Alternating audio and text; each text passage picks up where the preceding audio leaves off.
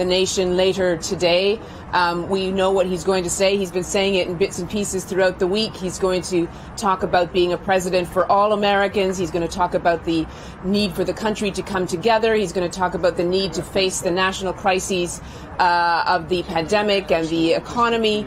But before then, I'm sure we'll get many statements of joy and relief and just excitement. We've already been hearing from one of the campaign officials earlier this morning before the news was announced, and they were getting geared up for an announcement today, feeling very excited and optimistic about it.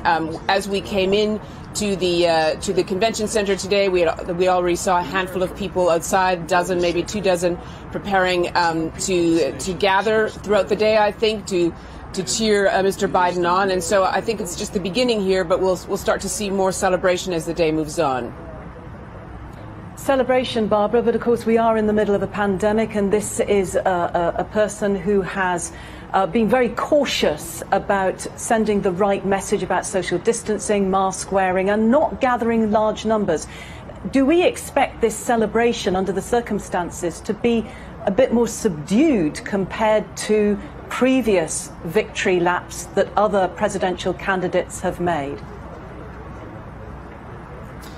Well, Katie, I think it will probably take the same form we saw election night. It's going to be a drive-in event, people coming in their cars.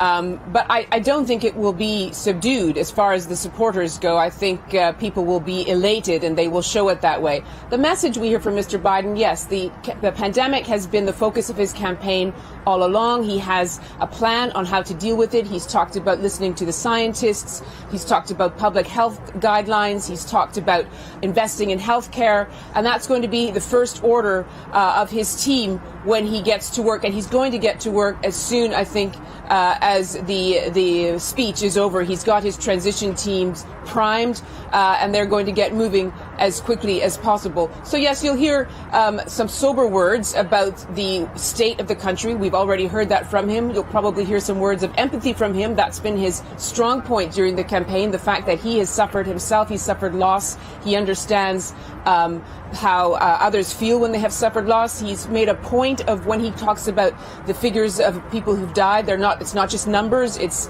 people, empty chairs. He's made a point of talking about people when he talks about the tallies of the votes. The ballots are not just numbers, they are people who've exercised their rights. So I think we'll hear more of it about that as well. But also, I think, especially from supporters, hear more about the historic nature of this day. I mean, you've probably been saying this already, but this is the third time Joe Biden has tried to get the top office. He's 77 years old, and he's finally done it. And he's done it against the odds because, as you remember, at the beginning of the primaries, he was the old white man in the middle of the most diverse set of candidates the Democrats had ever had. People of color, a lot of women, people from the left wing of the party. And in the end, his campaign was tanking, as you may remember. He lost votes. He didn't pick up one vote in the first two primaries, and then finally in the third managed to take it over the top with the vote of African Americans in South Carolina, and then went on from there. So in a way, you could say that he has kind of been the right person for this historic moment, and he's run as himself, as sort of Joe, the guy with experience, but sort of affable, empathetic, totally moderate, right, center down the center, but listening to the left wing of his party as the circumstances around the nature of the crises around pushed him in that direction. And it's the hope of the Democrats that he will be the right man then to not only defeat Donald Trump, but to move the country in a direction to deal with the crises that it's facing. Barbara Plett-Usher at the headquarters of President-elect Biden in Delaware. Thank you very much indeed for joining us. Let's just show you that election result after the BBC projected that Joe Biden is projected to be the next president. There you have it. Mr. Biden is on 273 Electoral College votes versus 214 for President Trump. An extraordinary result there that we've been waiting for so long, haven't we, James?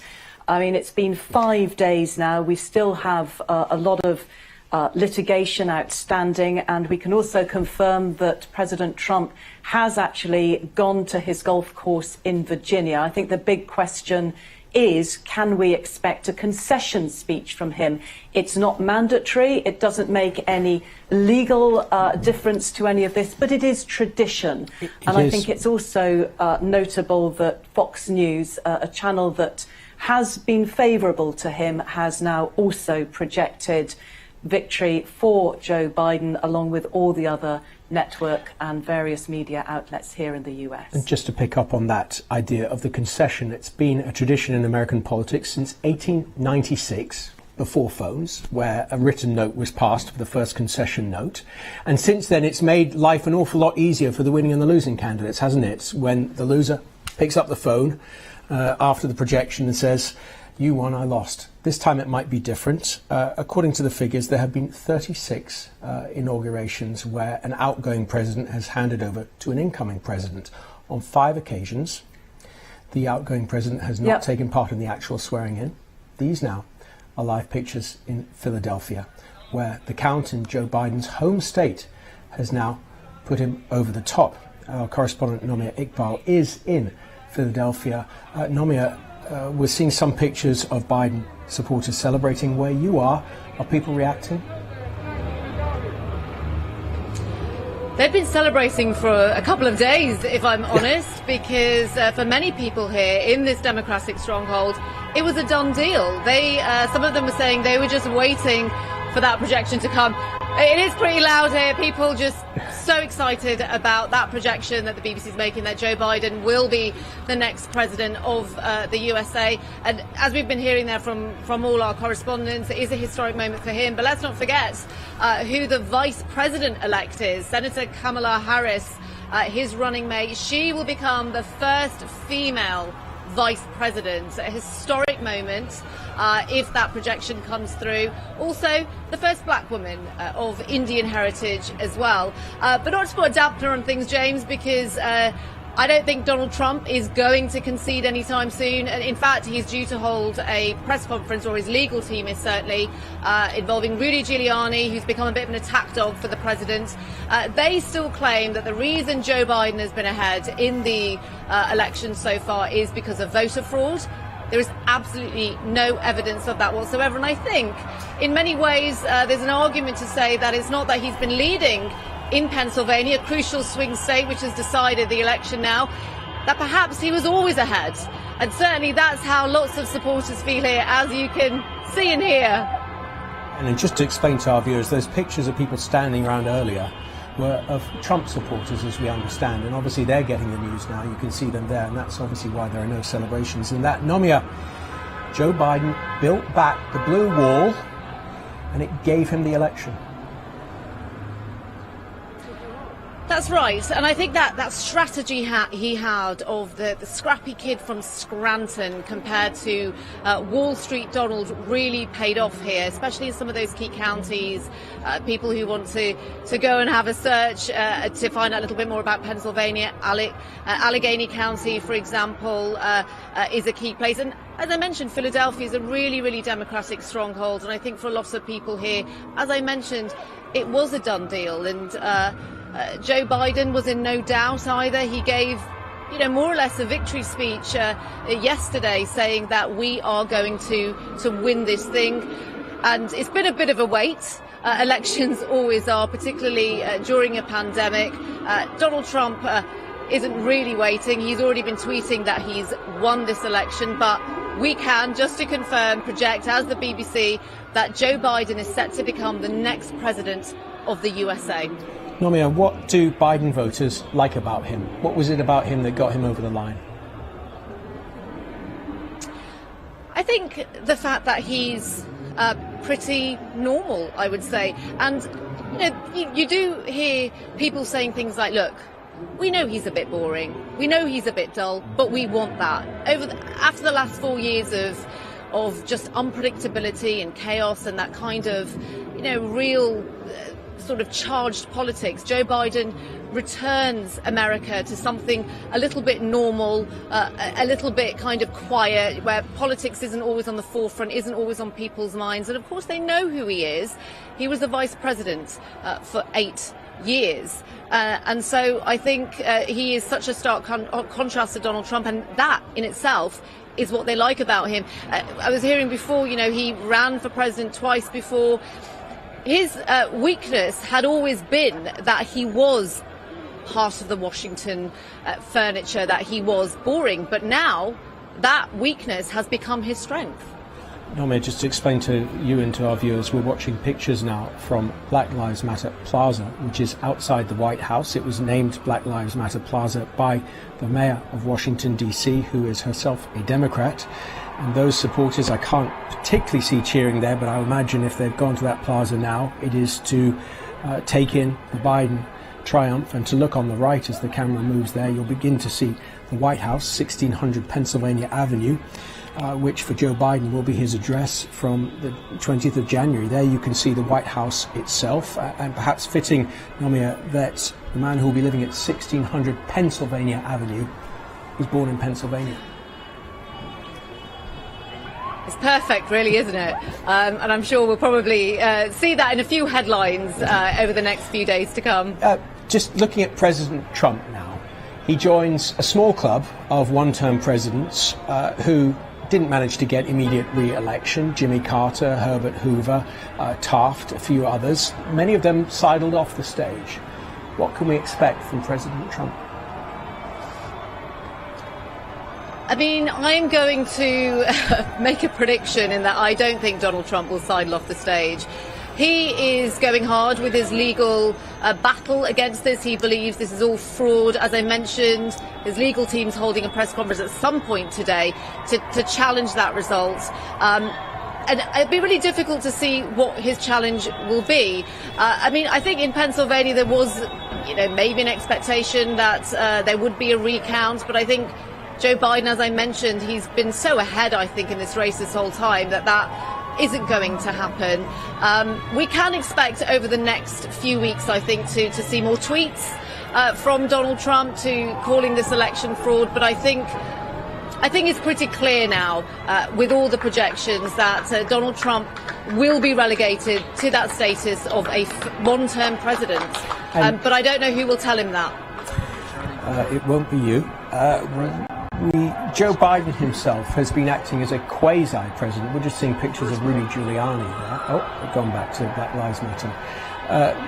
Joe Biden has been acting as a quasi-president, a president in waiting on there, but he now becomes the formal president-elect. He doesn't take power till January the 20th, but I would imagine that invisible sense, that cloak of power. That's fine. Thanks so much. I don't think one was listening to you. That invisible sense of power moves to him immediately. That's joined again by Gary O'Donoghue, who is in Washington. Gary, I know you're a few blocks away from the White House, but I wonder if you're hearing any horns or any cheers.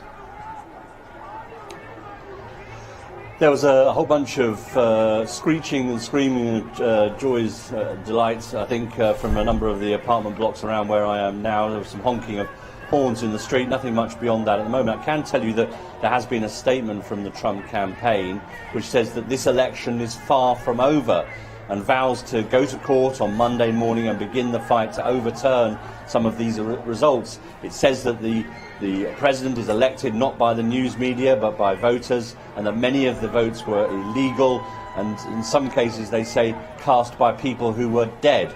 So there is a defiant tone coming out of the campaign, I think, as you'd expect. I think that puts pay to any expectation, small though it was, that the president might decide to do some kind of concession speech at this point in time. As things stand, they are going to court on Monday and they intend to fight. Now, the question is, who might speak to the president between now and then? Will close advisors, close family, even go to him and say, look, it's over, the votes, you don't have them? That may happen, of course, but as things stand, there is no change in the attitude of the Trump campaign. Stolen, that votes have been cast illegally, and the courts must decide who's the winner. So, Gary, we've got our attention now in two places. We are looking at Wilmington, Delaware, and Joe Biden preparing to make that victory address, complete with fireworks. The president-elect, the vice president-elect will be up on the stage. And now we are looking at our screens at scenes of the White House where the current president is there. I'm reading through this statement as well, and I don't see in here any signs of concessions. I've sent texts out to members of the Trump campaign team. I'm waiting to hear back from them. Do you think he's going to give a conventional concession speech? I think there's absolutely no sign of concession in that statement whatsoever. There's a promise to go to court on Monday morning to begin these legal processes. There's a reminder that there will be recounts in places like Georgia and Wisconsin. So as things stand, and we understand that the president isn't at the White House at the moment, he's at his golf club in Virginia, whether he's actually on the course or not.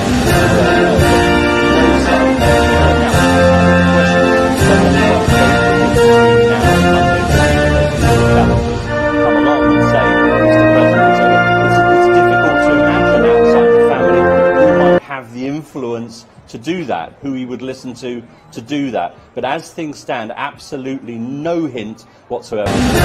Doubling down, really, on his claims of voter fraud, of dead people voting. He's also claiming in this press release as well, and of the votes being cast illegally after the ballot has closed. All these claims, no doubt, presidential debate. Lawyers, Saturday Night but it comes down to this thing: what goes on inside the president's head in the next few hours. Okay, Gary O'Donoghue there for the moment. Thank you very much, Gary, for joining us from here in Washington. We have just got a statement now from President-elect Joe Biden. I am honored and humbled by the trust the American people have placed in me and in Vice President-elect Harris.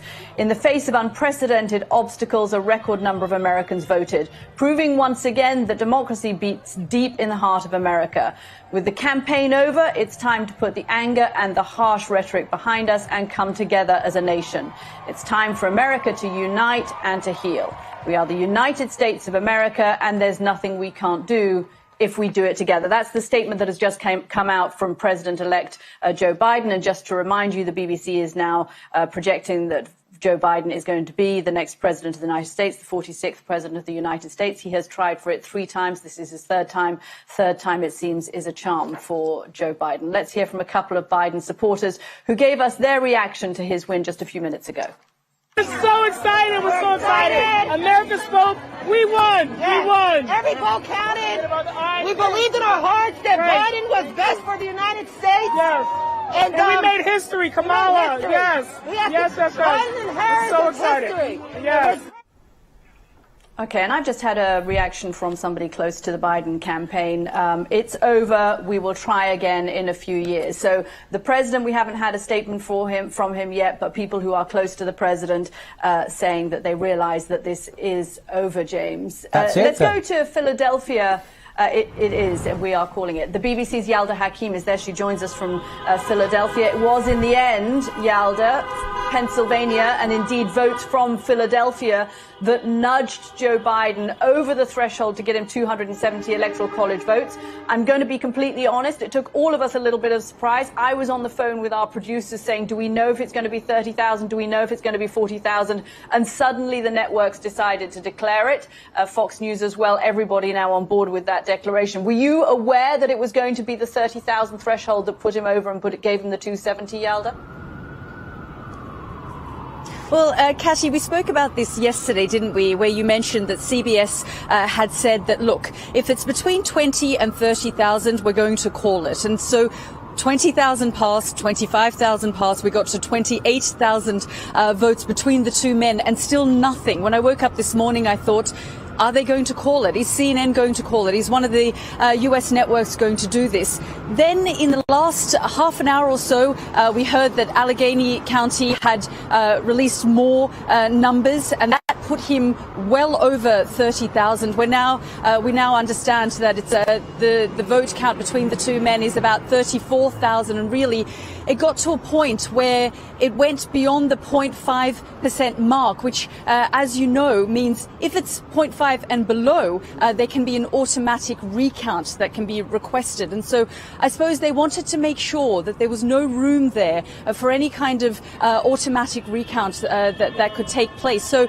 I was as surprised as you were. We knew this was coming. It wasn't a question of if, but when. I suppose in many ways, all eyes will be on the White House. As you say, you've read out Donald Trump's statement there that he's not willing to concede. He's got lawyers here in Philadelphia who are talking about the next moves. But alongside the concession, I suppose all eyes should also be on Capitol Hill.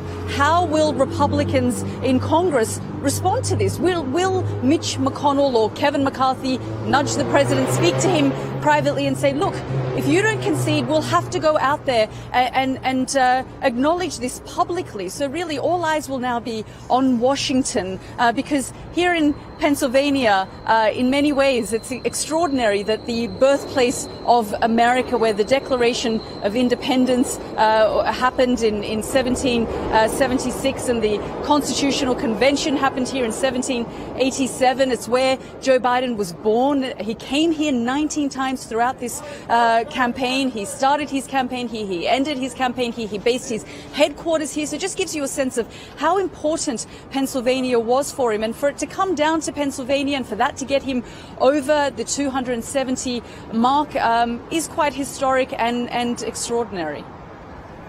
Okay, Yelda, thank you very much. Stay with us because I'm just going to read a Joe Biden tweet. The president-elect, who will be the 46th president of the United States, has just tweeted, America, I'm honored that you have chosen me to lead our great country. The work ahead of us will be hard, but I promise you this, I will be a president for all Americans, whether you voted for me or not.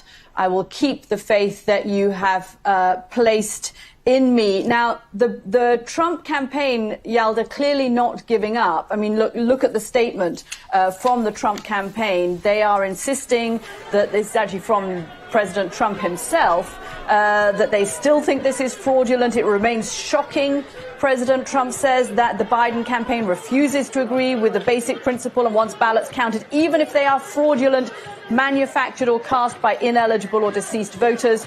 Only a party engaged in wrongdoing, says President Trump, would unlawfully keep observers out of the count room and then fight in court to block their access. So what is Biden hiding? This directly from President Trump. Fighting words from President Trump. Do they think at all in Philadelphia, in Pennsylvania, from what you hear? Because when I speak to lawyers at the moment, they don't seem to think that these legal claims are going to go anywhere. What's the status there in Pennsylvania now of the ongoing lawsuits against this ballot result? Catty, very much what you're hearing. I've been speaking to lawyers who have said what they're contesting. So you'll remember that the Pennsylvania Supreme Court ruled that any votes that come in between November the 3rd and November the 5th, mail-in absentee votes, would be accepted. That was kicked up to the Supreme Court, and the Supreme Court left a sort of window or a door open and said, look, we're open to looking at this again after the election. The president and his campaign, some of the Republicans here in Pennsylvania, have now requested the Supreme Court to review this, to reassess this.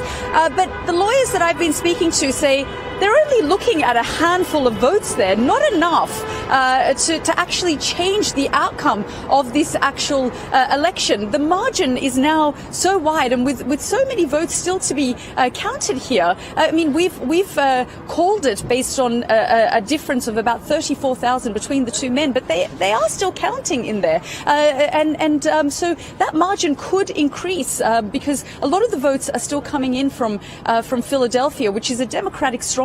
So what they're talking about and the legal case that they're basing this on is based on just a few thousand votes, which won't make a difference to the outcome of this election. Yalda Hakim in Pennsylvania, thank you so much. Well, these are pictures from Washington, from the renamed Black Lives Matter Plaza, which is just, well, actually this is from the center of Washington, not far away, will be the new address of Joe Biden, who will move from Delaware for the first time, possibly for 50 years since he moved there, since he was there as a young senator. Catty Kay, reflect on this moment in history. You know, it is extraordinary. This is a man who has wanted to be president for decades. He has been training for this for decades. In his 2 previous attempts, he was not the right man for the moment. This time, the moment has found Joe Biden. It was a moment of a pandemic. It was in a moment of an economic recession. It was a moment with a very populist president who was extremely divisive. And I think looking back at the Democratic field, James, you remember those scenes of a crowd of Democrats. How many were there? 9. Well, they had to do 2 different debates sometimes. At one point, at one point, I think we had almost 20. There were people who were younger, who were more diverse. There were women. There were people who were more progressive, who definitely excited the base of the Democratic Party more.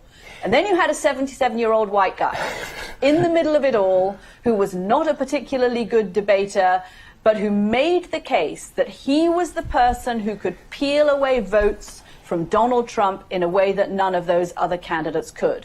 And ever since Donald Trump became president in January of 2017, I was there at the inauguration, Democrats' main mission has been to get him out of the White House. And Joe Biden made the case to his party, a fractious Democratic Party which is becoming increasingly liberal and progressive, that he was the only person on that stage of 20-odd people who could actually get that job accomplished. And now here he is, finally, after a tumultuous week, a campaign in which he has not been able to go around the country because his campaign imposed the restriction on itself that it was going to abide by COVID protocol and not give big rallies. It was a closer election than many Democrats hoped it would be. This is not a repudiation of Donald Trump or of Trumpism, but Joe Biden will be the 46th president of the United States. And Kamala Harris, his vice president-elect, Kamala has just, the vice president-elect has just tweeted this.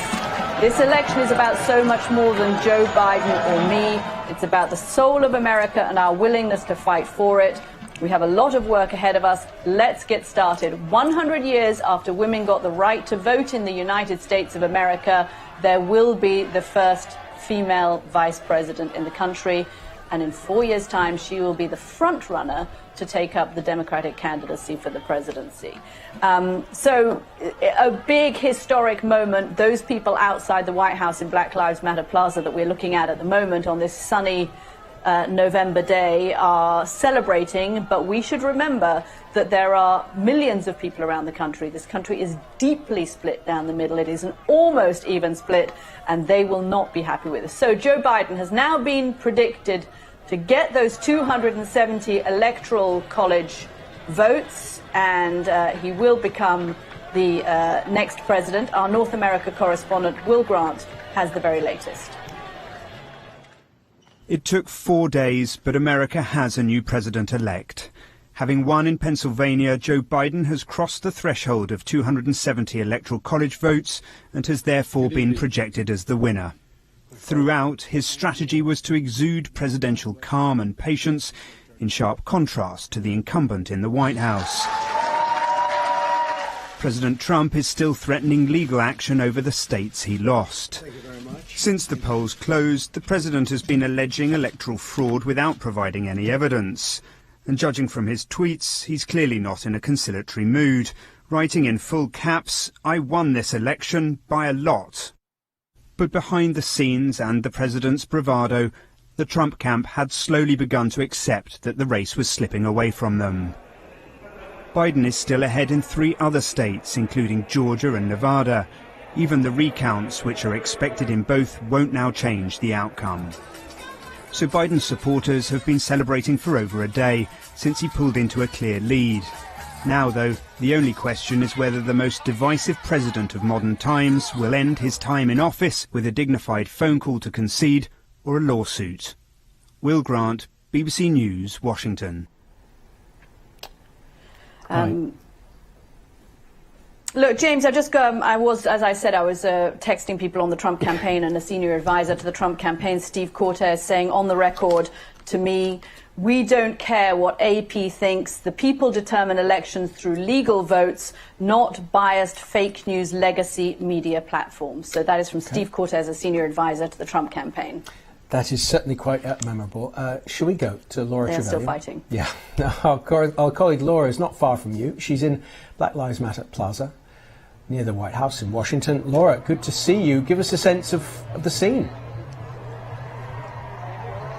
Oh my gosh, it is ecstatic, it is jubilant here. People are crying, they're hugging, they're cheering, they're singing na na na na na na na na, he's gone. And joining me now to give you a flavour of what people here are saying and feeling, I have with me Cheryl Phillips and Charles Mundy. Thank you both so much for being with the BBC at this moment. Cheryl, tell me, how are you feeling at this news that Joe Biden has been predicted to be the president-elect? I'm very excited, very pleased, very proud of my country. And how about you, Charles? You're a veteran. Yes, well, I am so happy, and I'm so glad that this is for the people, by the people, and that we can start to heal now. And Cheryl, I know that this is the first time that you've come here to Black Lives Matter Plaza because you've been concerned about COVID, but how much do you feel the black vote really turned out for Joe Biden?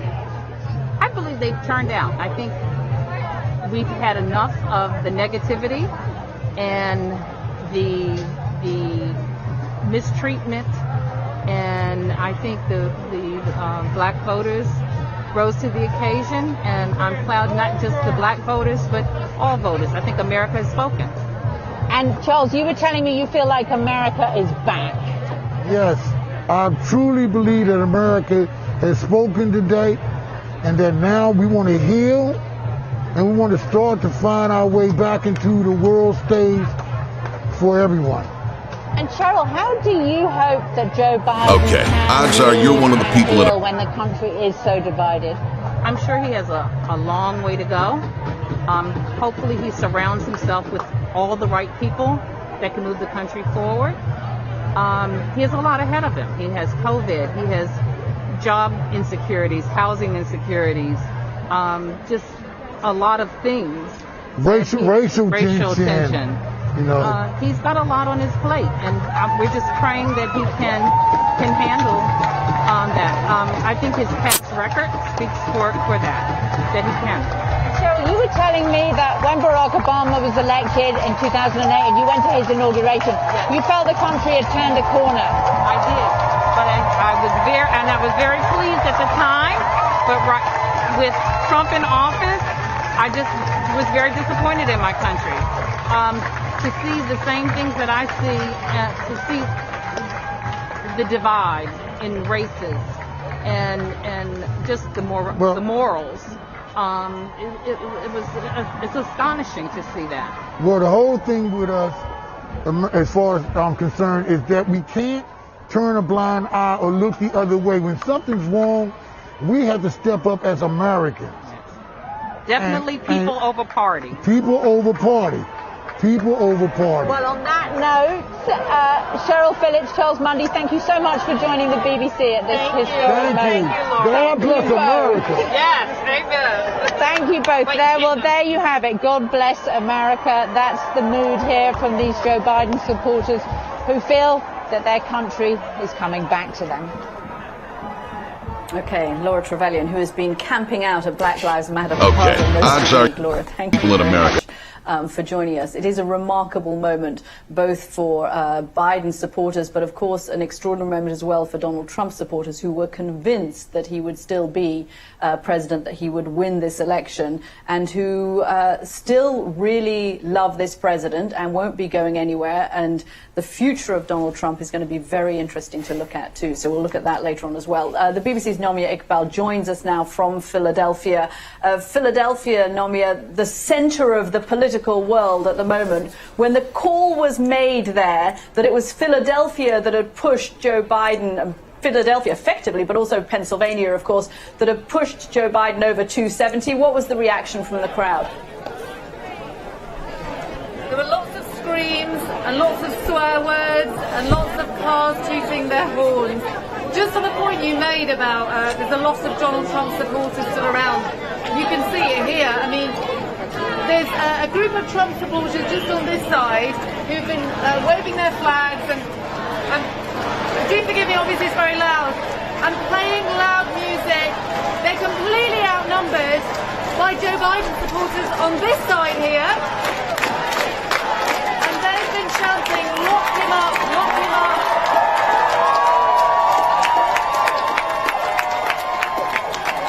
If you were in any doubt if Philadelphia is a Democratic stronghold, this is evidence that it really is a place where Joe Biden got a huge amount of support. Now, some Trump supporters are still here, they are, but every time they leave, people just burst out into applause. But yes, this was the state that did it for Joe Biden, and there's something poetic about it because, of course, he is from Pennsylvania. But also, you know, his running mate has made history here today as well, which a lot of supporters are happy about. Senator Kamala Harris is now the most influential and powerful woman in American political history, the first female vice president, the first woman of color, person of color. As you can see, celebration here in Philadelphia. I hope you can hear me. We can certainly hear the celebrations, Nomia, and the people singing in the background. And by the way, a statement from the woman who has been the most powerful Democratic woman up until now in the country, and that is Speaker Nancy Pelosi, who has put out a statement. President-elect Biden and Vice President-elect Harris won with a strong margin, and they will have a strong Democratic House majority by their side. Of course, actually, the Democratic majority in the House of Representatives was slightly reduced during the course of this election. Let's go to the Sterling, Virginia, where President Donald Trump is actually playing golf at the moment. This is his golf club out in Sterling, Virginia. Can you see which one he is? Discern whether I think I'm trying. Is that him swinging? I mean, it is sort of. It doesn't look like to me, but anyway, the president we heard about an hour ago was on his way to his golf course in Sterling, Virginia, the Trump golf course out there, and he is there at the moment. I don't think those are actually pictures of him, but those are the golf carts. It is an extraordinary thing to think, isn't it, James, that President Trump is out on the golf course at the moment that Joe Biden is declared the next president of the United States and the winner of this election. You have to wonder if there's 3G on the golf course, if there's mobile phone reception. Maybe he would frankly rather be out on the golf course today than in the White House. We have heard, and I've heard from people close to the campaign, that the president's campaign feeling very demoralized over the last day or so, that the mood in the White House was bleak. You have had an increasing number of Republicans effectively projecting to the president that he had to accept that he was going to lose. The Murdochs making a concerted effort through Fox News, through commentators on Fox News, through This Morning on New York Post and the Wall Street Journal, pointing the way to the president, saying you have to accept defeat, you have to accept it graciously. And the president on the golf course at the moment that Joe Biden is declared the next president of the United States and the winner of this election. The projection has been made. We heard all the cheers in Philadelphia and Black Lives Matter Plaza in Washington. But Mr. Trump's lawyers are holding a press conference in Philadelphia about the legal action that they are still going to bring over the counting of votes in Pennsylvania. Mr. Trump's lawyer, former New York Mayor Rudy Giuliani, accused the Pennsylvania election authorities of not checking any of the mail-in votes. There was no inspection of a single mail-in ballot. Those mail-in ballots could have been for anybody. Those mail-in ballots could have been for anybody they wrote in. Those mail-in ballots could have been written the day before by the Democratic Party hacks that were all over the convention center. What I'm saying to you is not a single one was inspected, as the law required. Even when a court order was obtained to allow the Republican inspectors to get 6 feet closer, they moved the people counting the ballots 6 further feet away. Rudy Giuliani there. This is still being litigated, but lawyers and Republicans have come to the conclusion really over the last couple of days that those lawsuits aren't going to be enough, and the networks have called this now for Joe Biden. Barbara Plett-Usher is at President-elect Joe Biden's headquarters in Wilmington, Delaware. Barbara, what's the plan? What's going to happen? What are you hearing from the Biden campaign?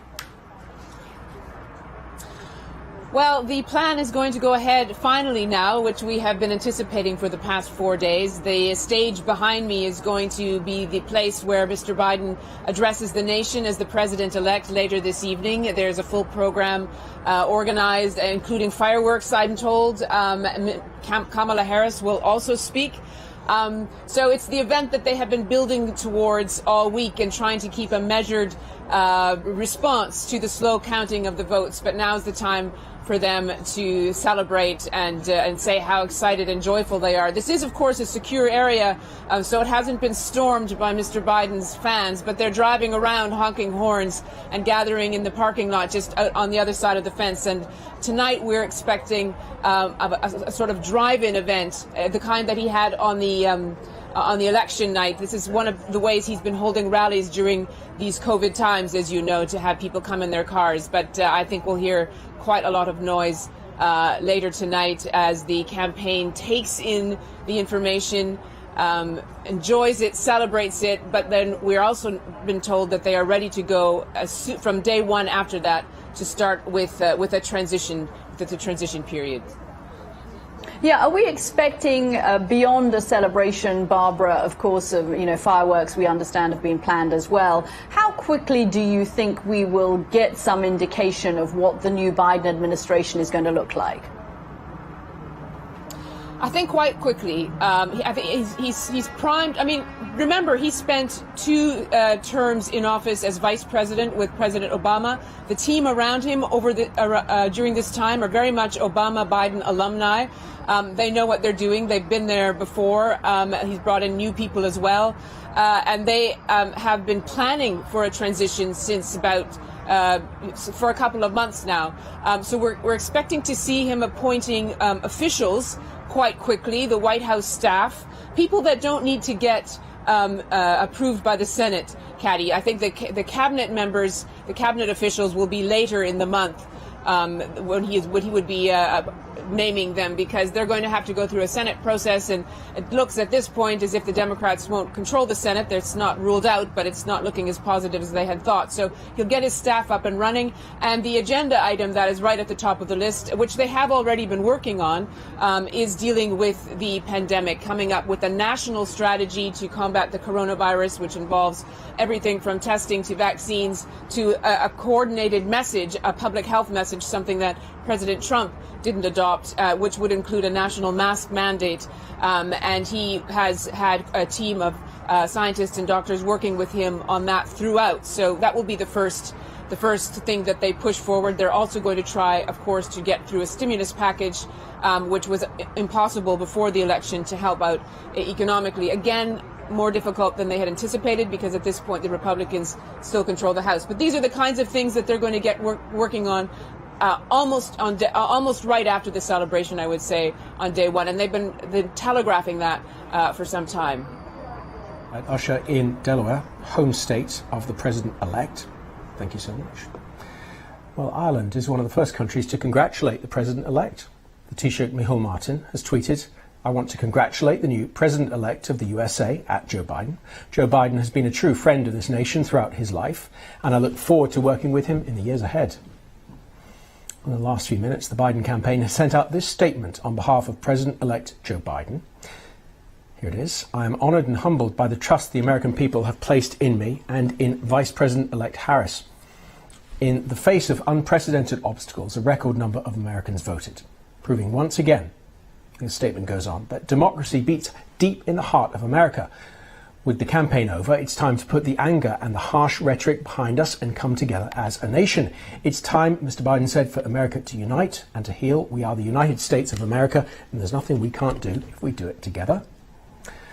Donald Trump's campaign has released a statement from the president accusing his opponent of rushing to falsely pose as the winner.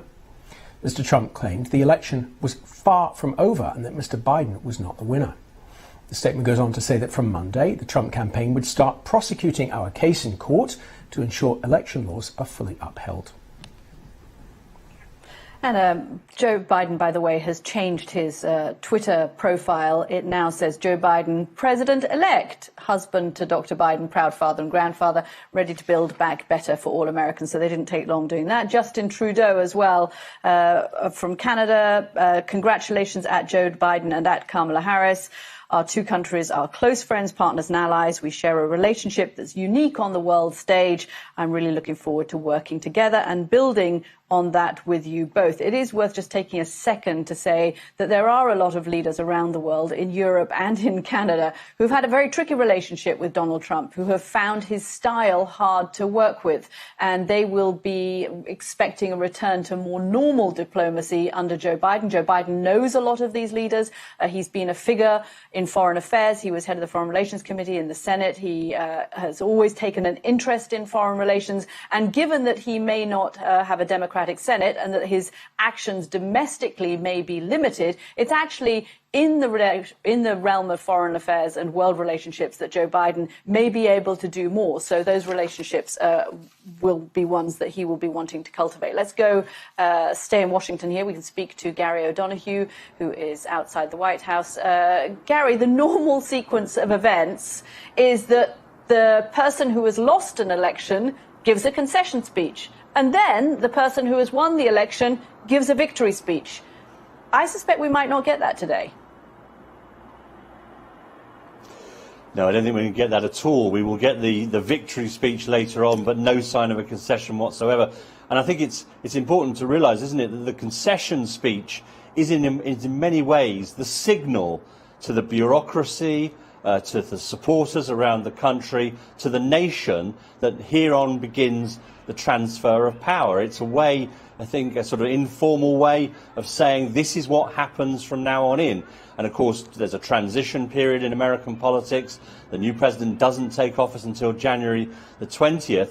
And there's hoped to be a sort of cooperation period where the new administration is in on the briefing, sits in the situation room when there are difficult decisions being made, and makes that transfer of power as easy as possible. And as things stand, it doesn't look like anything like that might happen. So there's going to be a lot of confusion, I think, in the bureaucracy in Washington over the coming weeks. And of course, that is a moment of vulnerability for the United States if there is confusion. Just looking at pictures from downtown Washington, Biden supporters celebrating really all over the country, cheers, cars honking, that kind of thing. Donald Trump's supporters are going to be equally upset about this, and many of them, Gary, may feel that the election is fraudulent. The president is still saying that today. What impact does that have on Joe Biden as he prepares to announce his victory and is now the president-elect? What impact does it have on his presidency that half the country may not feel it's even a legitimate win that he has? It's a huge challenge, isn't it? Because the words certainly won't be enough. There will be a lot of work to do. How does he heal a divided country that is so split, that is so polarised, like it's been not just during the Trump presidency, but for 15 or 20 years before that, we've seen the polarisation increase. And a lot of people will feel they will believe the president when he says this election has been stolen. They will believe it when he says that. So it'll be the actions rather than the words of the new administration that try to heal that, I'm sure. And that'll be about the policies that he implements, about the concessions he may or may not have to make to his left wing, his ability, quite frankly, to get anything legislatively done, because at the moment the Senate is still up in the air with these two runoff races in Georgia. That's a big ask for the Democrats to win both of those and then have at least a shout at control of the Senate. That now looks unlikely. So his options, even if he gets into the White House on January the 20th, as we expect him to now, his options are quite narrow in terms of what he does, doesn't he? And he's signalled in the past, Cathy, of course, that he's a sort of transitional figure, which many people have taken to mean that he only plans to do one term in this job. So that also hampers his ability to take longer term decisions. Yeah, he will be looking. There are 2 Senate races in Georgia that have not yet been called. It's a very slim hope that Democrats might be able to win those, in which case Joe Biden could have a Democratic Senate. But the chances are that he's going to be having divided government. He, of course, was Barack Obama's vice president. Barack Obama also had divided government, had Mitch McConnell as the head of the Republicans in the Senate. He knows how hard it is to get things done when there is a Republican Senate and the Democratic White House. Let's get reaction to this news from Republican commentator Ren Brewster. Ren, thank you very much for joining us. Thanks for I am having me on. hearing different things from people who have been close to the president but are not in the campaign, saying it's over, he needs to call it, he needs to give a concession speech, and people who are still on the campaign, Steve Cortes, saying we're going to fight this isn't up the media to call this. What do you think the president should do now? I think the president should continue to fight. I would have no problem with Joe Biden being the president if this was a fair election.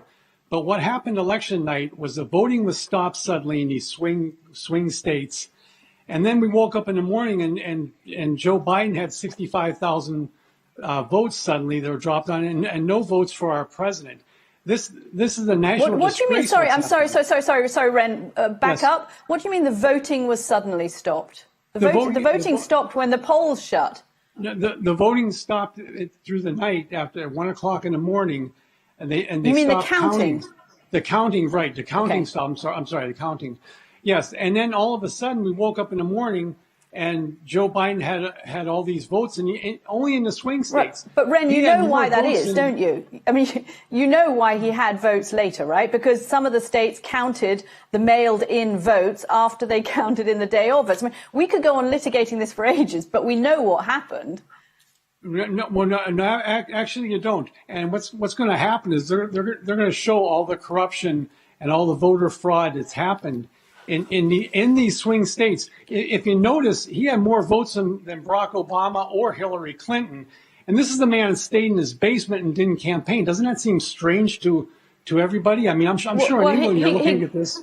Ren, there is no point peddling conspiracy theories. There were a whole load of votes millions of votes for Donald Trump. There were millions of votes for Joe Biden. This was a close election. Everybody realizes that in these states it's pretty close, but there is no indication that there was widespread fraud perpetrated. That is, even the Republicans that I speak to, I've got texts from people who are close to the Trump campaign saying it's over. I mean, it doesn't help the country, the democracy of the country, to say things that aren't true. The reason that Joe Biden got a whole load of votes after Donald Trump got votes was because the mailed-in votes were counted afterwards in these battleground states.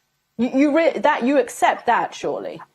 I accept that he had more mail-in votes. He did push the mail-in voting. Yeah. But what's going to happen is the Trump administration is going to come up with evidence showing that there was a huge amount of voter fraud. And let's give that time, give that a little bit of time in the courts, and let's take a look at it. As I said before, if this is a fair election, I can accept it. I'm a military man. It's Mr. President to me once Joe Biden is sworn in, if he's sworn in. But having an election with this kind of fraud and this kind of corruption, it only hurts our democracy. As you said, Ren, let's see where these legal cases go, right? I mean, until these legal cases have proved that there was fraud, let's not say that there was fraud. Oh, okay. Would you believe there's 65? Yeah, would you believe there's 65,000 mail-in votes and they all went to Joe Biden? Does that sound normal to you? Well, actually, what we're getting out of Philadelphia is a kind of split, and this is why all of the networks have taken 4 days to call this, because they've been very careful. And this is, Fox News and they're still being very today, careful. and they're being very careful to make sure that the Vice President Joe Biden's lead is insurmountable, that it would not be possible with the split that we are getting in the number of votes that are left over to be counted for President Trump to catch him up.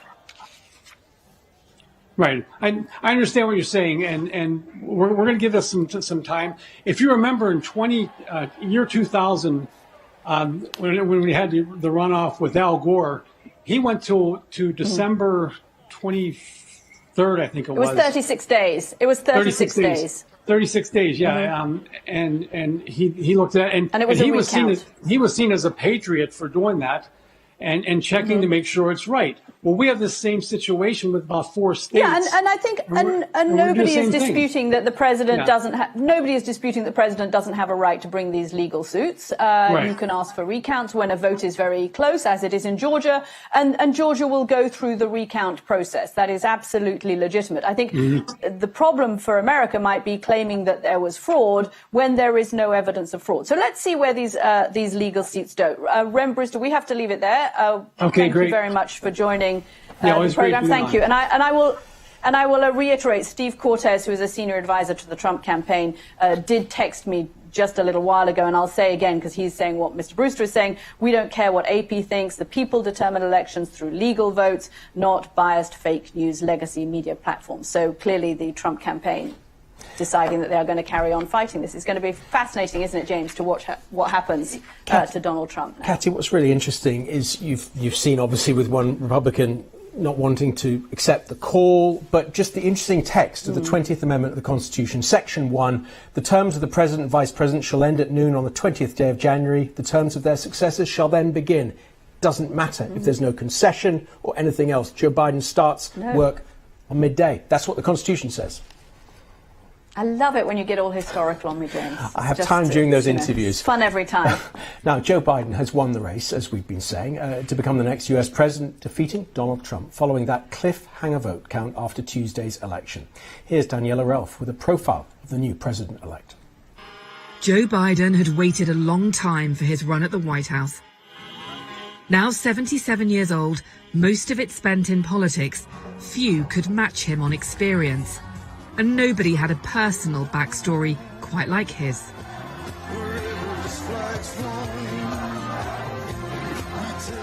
His early career was overshadowed by tragedy. He was elected to the Senate in 1972. 6 weeks later, his wife and baby daughter were killed in a car accident.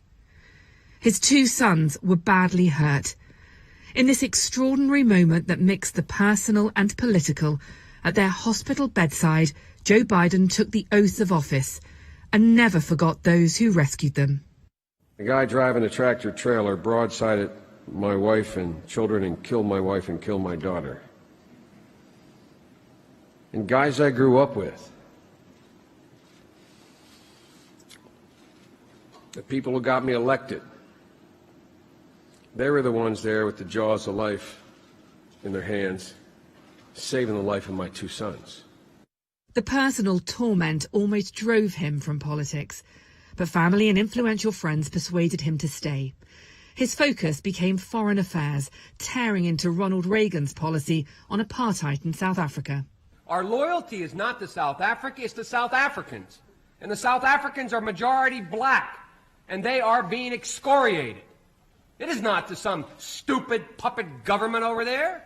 He married again and ran for president in 1987, but pulled out after using an extract of a speech by Britain's former Labour leader Neil Kinnock without attribution.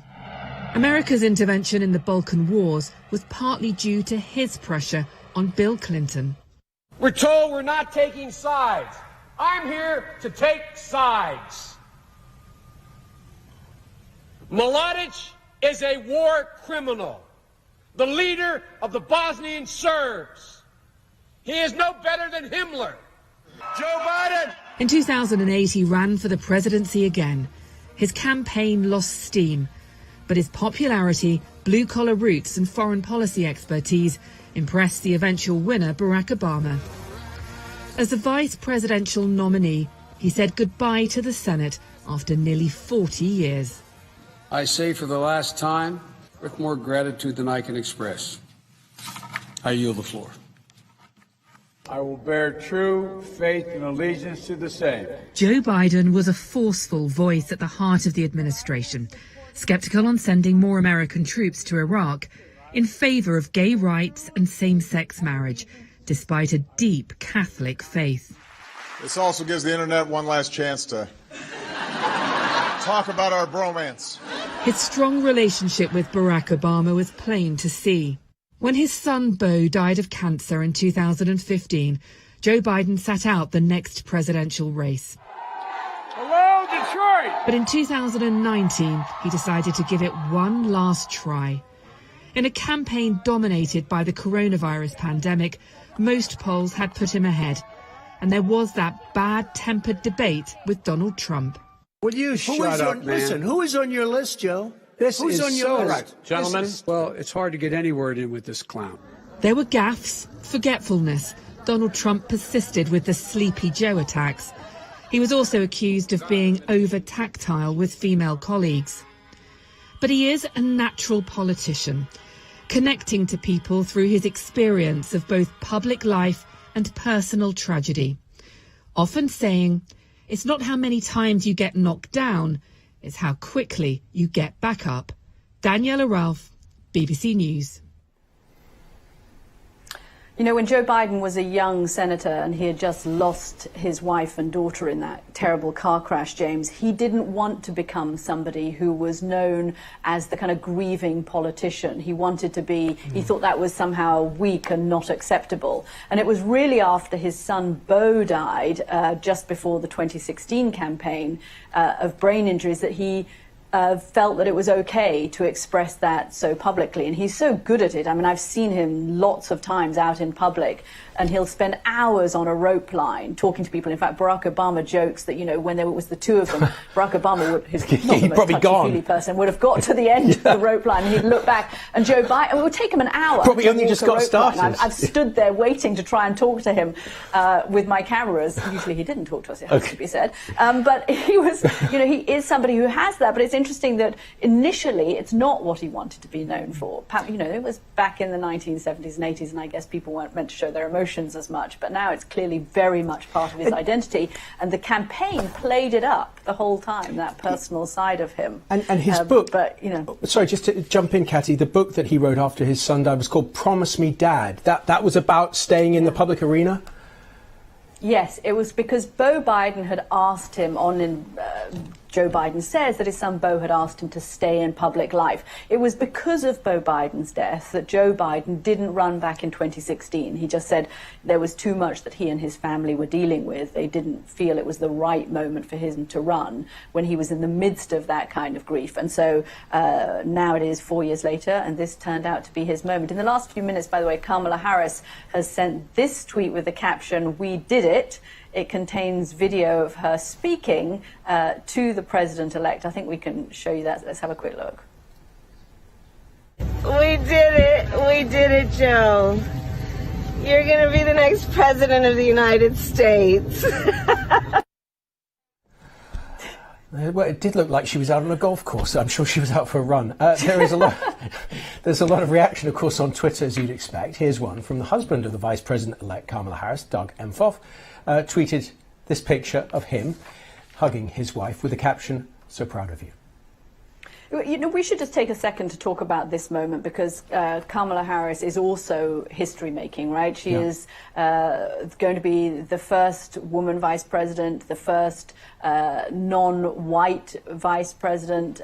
It's a big moment for women in this country. She's just turned 56 years old. I know this because she's a couple of weeks older than I am. And it's a big moment for women of color in this country to see a woman like Kamala Harris, who has this distinguished career, Attorney General of California, Senator of California, and now she's going to be occupying the Vice President's mansion here in Washington, D.C.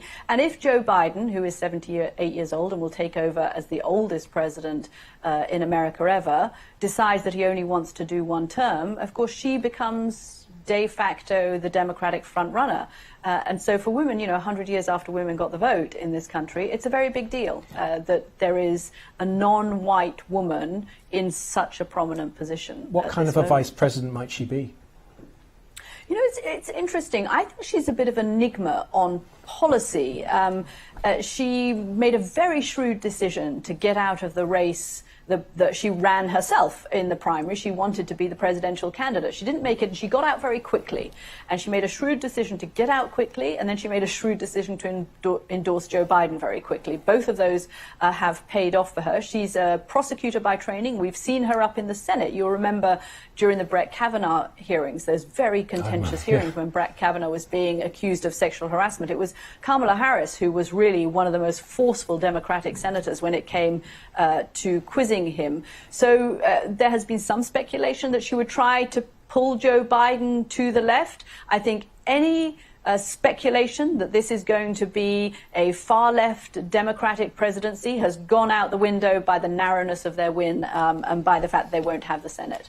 We have our deployments ready. Laura Trevelyan is in Black Lives Matter Plaza near the White House in Washington. Laura. James, absolutely. And just listen to the crowd. There's jubilation. People are popping champagne. And I'm joined now by two 21-year-old students from George Washington University, Lindsay Gallagher and Asta Tellman. You two both voted for the first time. You voted for Joe Biden. Lindsay, how are you feeling? So excited, relieved, joyful. Just can't even describe the feeling. Being a first-time voter, knowing that we were a part of this movement that got him and Kamala in the White House. So just so relieved. How about you, Asta? How are you feeling? Definitely also relieved, joyful, so happy that all the work everyone put into it paid off finally. Excited to have Donald Trump out. For sure. You voted in that key state of Pennsylvania. So how are you feeling about that vote and its significance when you see just how close it was? I knew how much my vote was going to matter, being from a county that won Obama-Trump, being from a state that won Obama-Trump. Knowing that my vote mattered so much, it almost didn't get here in time. Was ready to rent a car and drive back up to Pennsylvania if it meant voting on Election Day. So just very happy to see Pennsylvania turn blue again.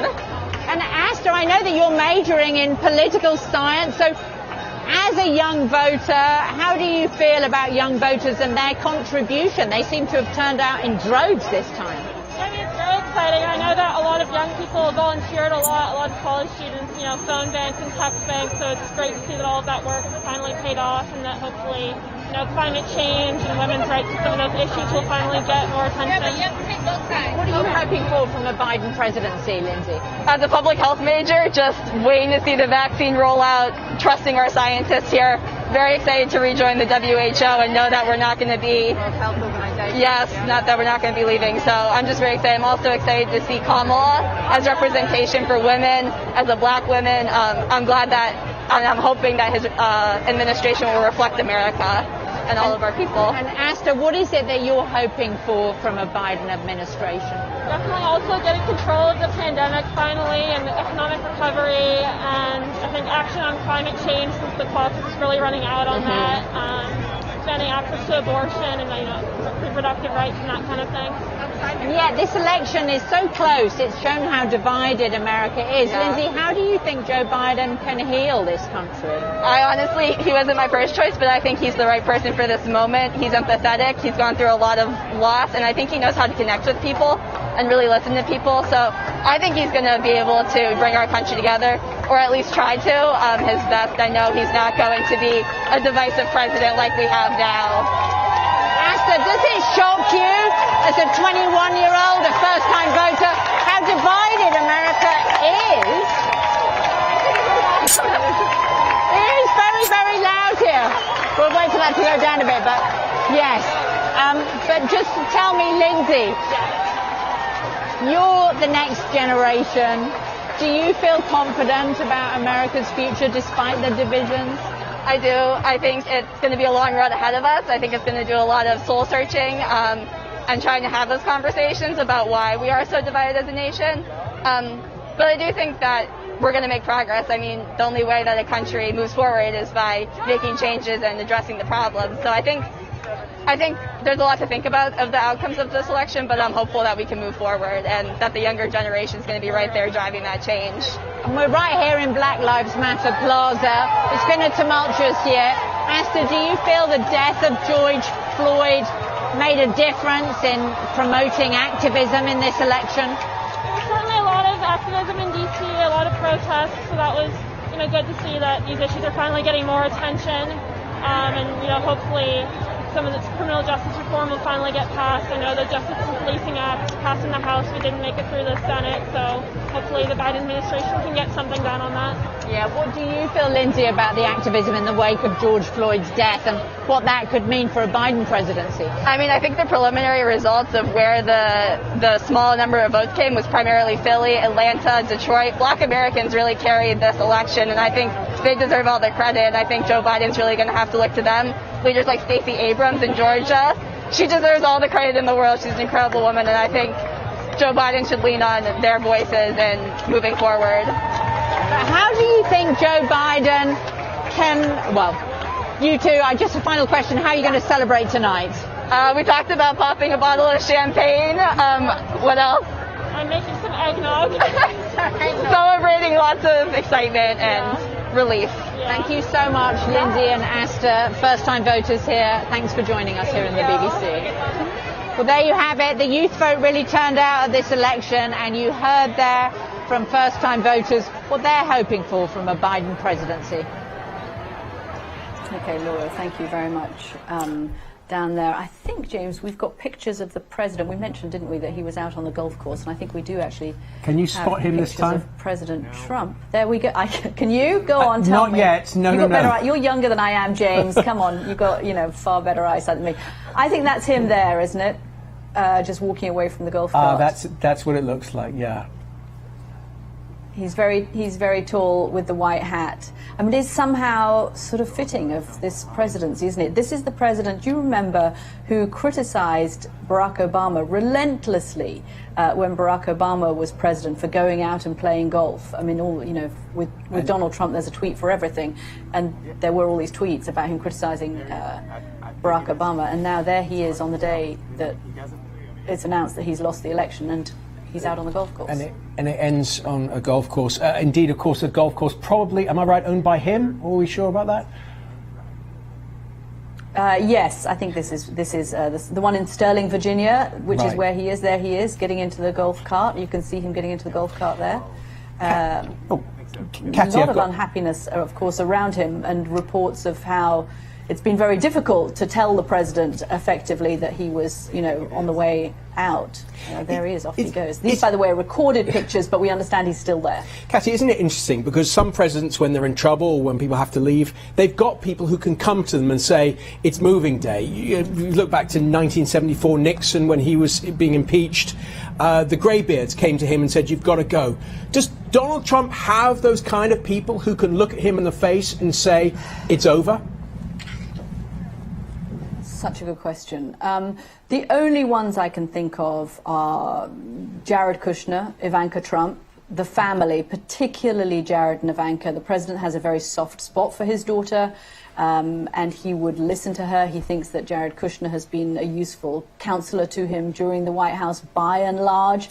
And I think the other person who has a huge amount of influence over Donald Trump is somebody who's not even in the White House, and that's Rupert Murdoch. And what we saw over the course of the last 12 hours was sort of telling. You had Laura Ingraham, who's a staunch supporter of the president's, who's one of the commentators on Fox News last night on Fox News, saying effectively, it will do your legacy good if you leave with grace and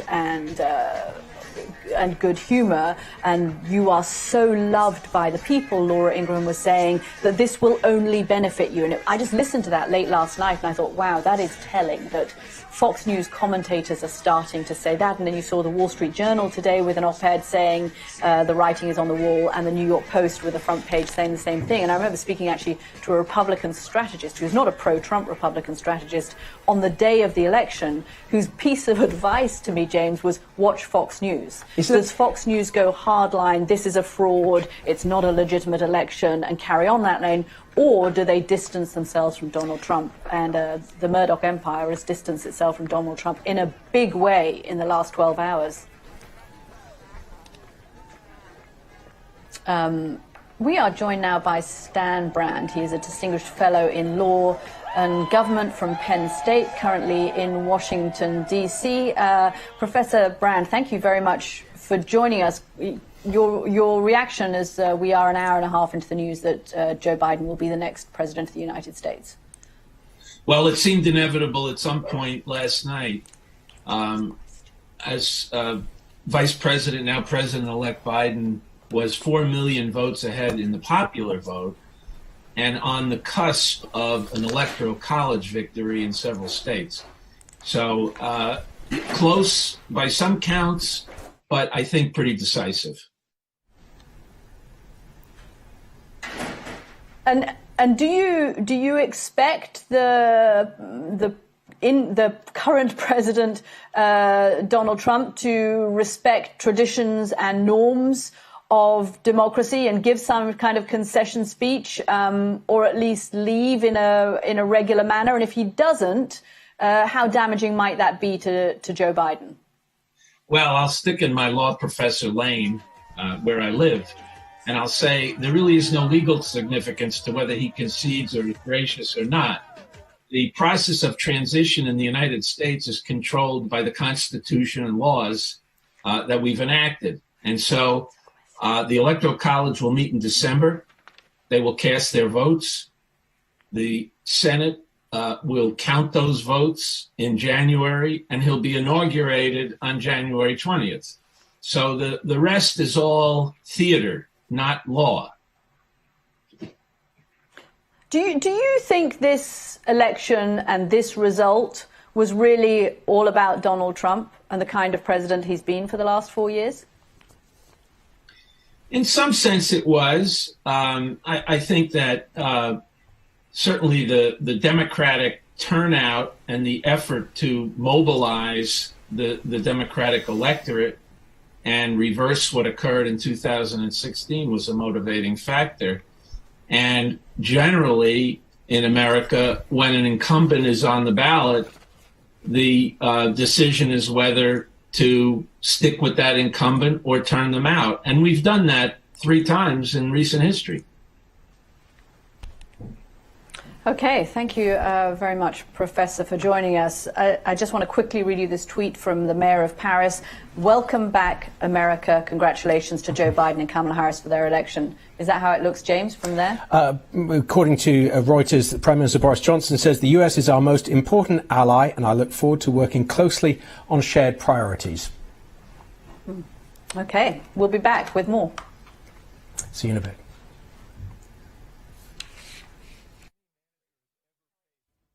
Hello. For some of you, it has been a rather foggy and cold day. For others, a bit of a sunny Saturday, and temperatures on the rise. And they will rise further over the next few days. If you look at the big picture from space, swirl of cloud, an indication of low pressure out to the west of us.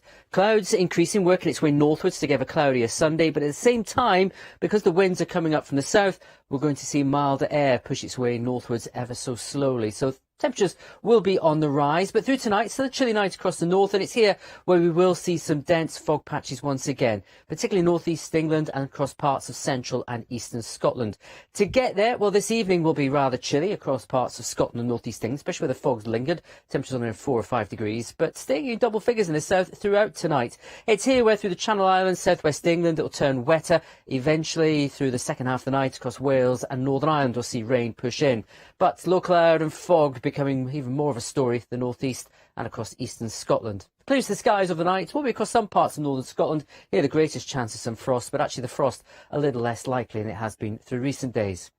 So the weather chart for Sunday shows we still got that area of low pressure to the west of us, winds flowing around in an anti-clockwise fashion, so southerly winds gradually developing, south to south-easterly ones, I suppose. Wet start for some in Northern Ireland, Wales, a few splashes of rain further east across the Midlands and southern England, not too much.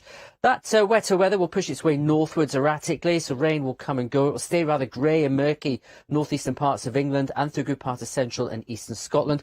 Brightening up though towards the south and across Northern Ireland, and it will feel quite pleasant once the sun is out. Temperatures around 15 or 16 degrees for some. Into the evening, we see showers will return towards the Channel Islands, southwest England and south Wales. Still got low pressure to the west of us, so we've still got that southerly flow, and it's across western areas most likely to see some outbreaks of rain through the night and into Monday. So a bit of a damp start to the new week across some western areas. Eastern areas, fair bit of cloud around to begin with, but optimistic that cloud will thin and break at times to allow some sunny spells through. Still some heavy downpours though through the second half of the day, Wales and the southwest. All seeing temperatures above where they should be for this time of year. And then through the rest of the week, low pressure remains to the west, but it turns a bit windier through midweek. Rain at times, especially across western areas, some eastern areas staying predominantly dry. See you soon.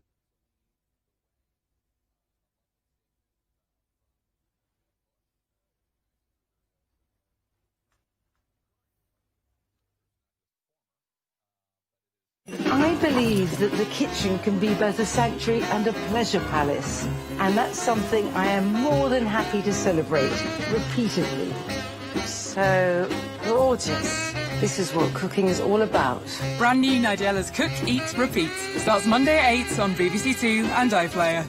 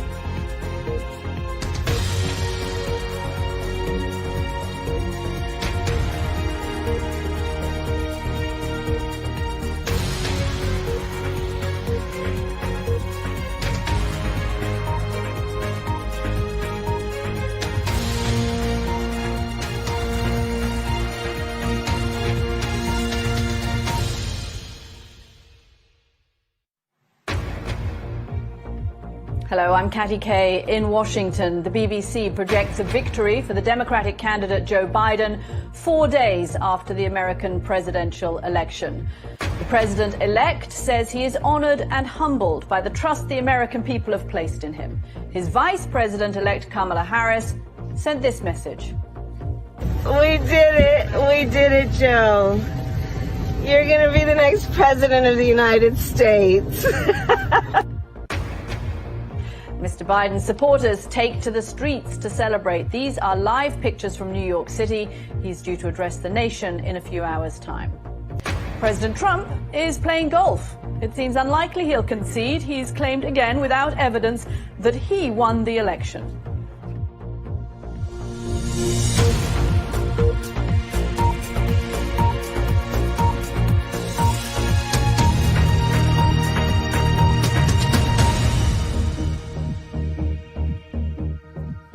Hello and welcome to this special coverage of the US election. So the news we've been anticipating for days. Joe Biden is to become the 46th president of the United States. The BBC projects that he has now reached 270 electoral college votes, meaning that he will become president in January, on January the 20th, after the inauguration, pending the outcome of any legal challenges. Let's just show you that election result. There you have it. Mr. Biden now on 273 electoral college votes. We can get there. Yep, there you go. 273. There are still some states left to call, by the way. That little bit of grey, that is because we haven't got calls yet from Georgia, North Carolina, Nevada and Arizona. And I think even Alaska and Maine. So we're waiting for a few states still to call, but the magic number is 270, and Joe Biden is already over that. Not long ago, speaking at his campaign headquarters, Mr. Biden urged Americans to stay calm, stay patient. Let's go to New York City because there are celebrations of Biden supporters going on all over the country. Here in Washington, D.C., outside the White House, this is from New York City, which is...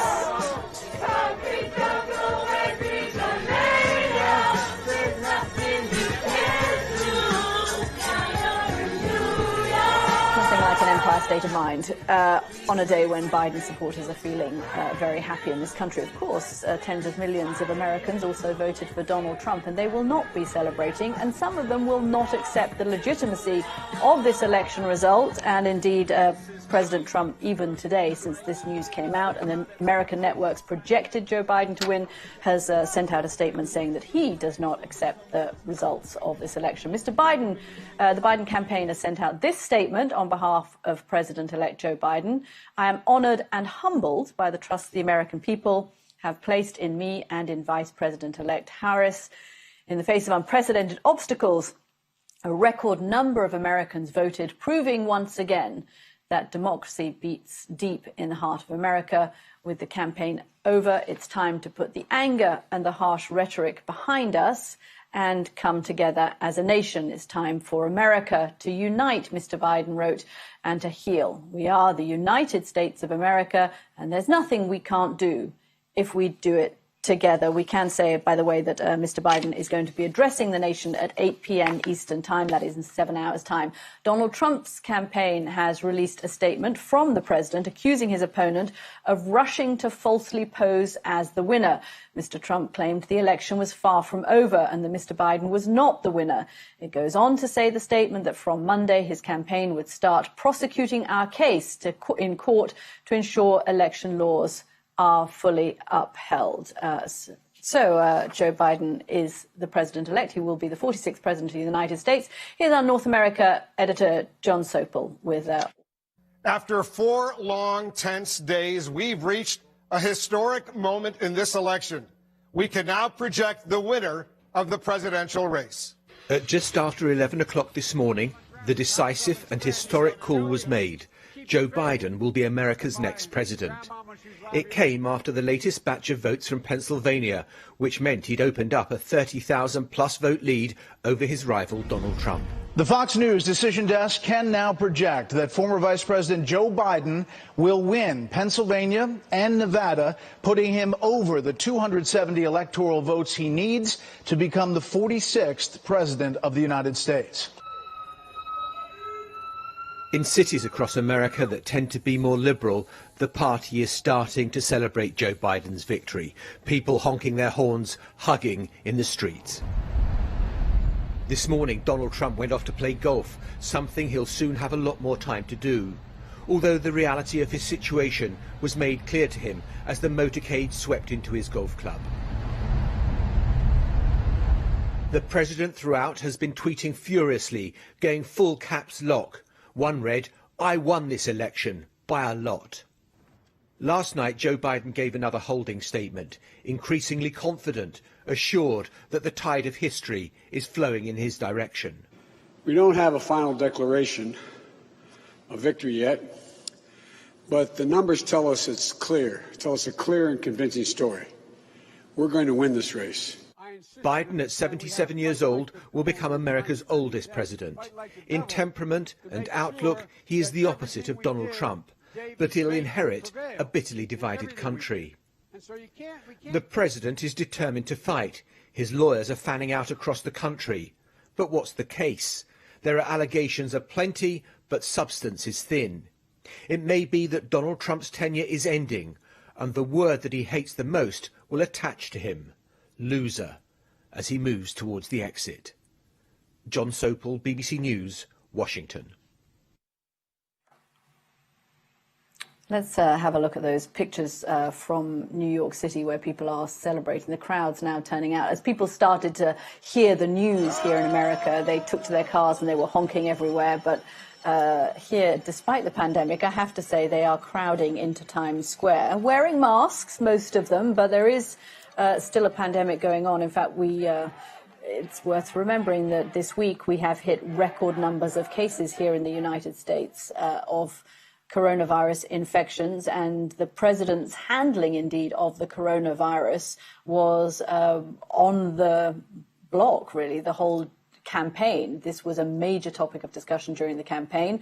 Exit polls suggested it was not the primary concern of Americans. Actually, the economy was the primary concern of Americans, but the number of deaths here in the United States, the fact that more than 220,000 people have died, was something that was raised during the campaign the whole time. I just want to quickly read a statement from former President Barack Obama, who has sent out a statement as well, congratulating Joe Biden. I could not be prouder to congratulate our next president, Joe Biden, and our next First Lady, Jill Biden. I also couldn't be prouder to congratulate Kamala Harris and Doug Emhoff for Kamala's groundbreaking election as our next vice president. In this election, under circumstances never experienced, Americans turned out in numbers never seen, and once every vote is counted, President-elect Biden and Vice President-elect Harris will have won a historic and decisive victory. That from Barack Obama.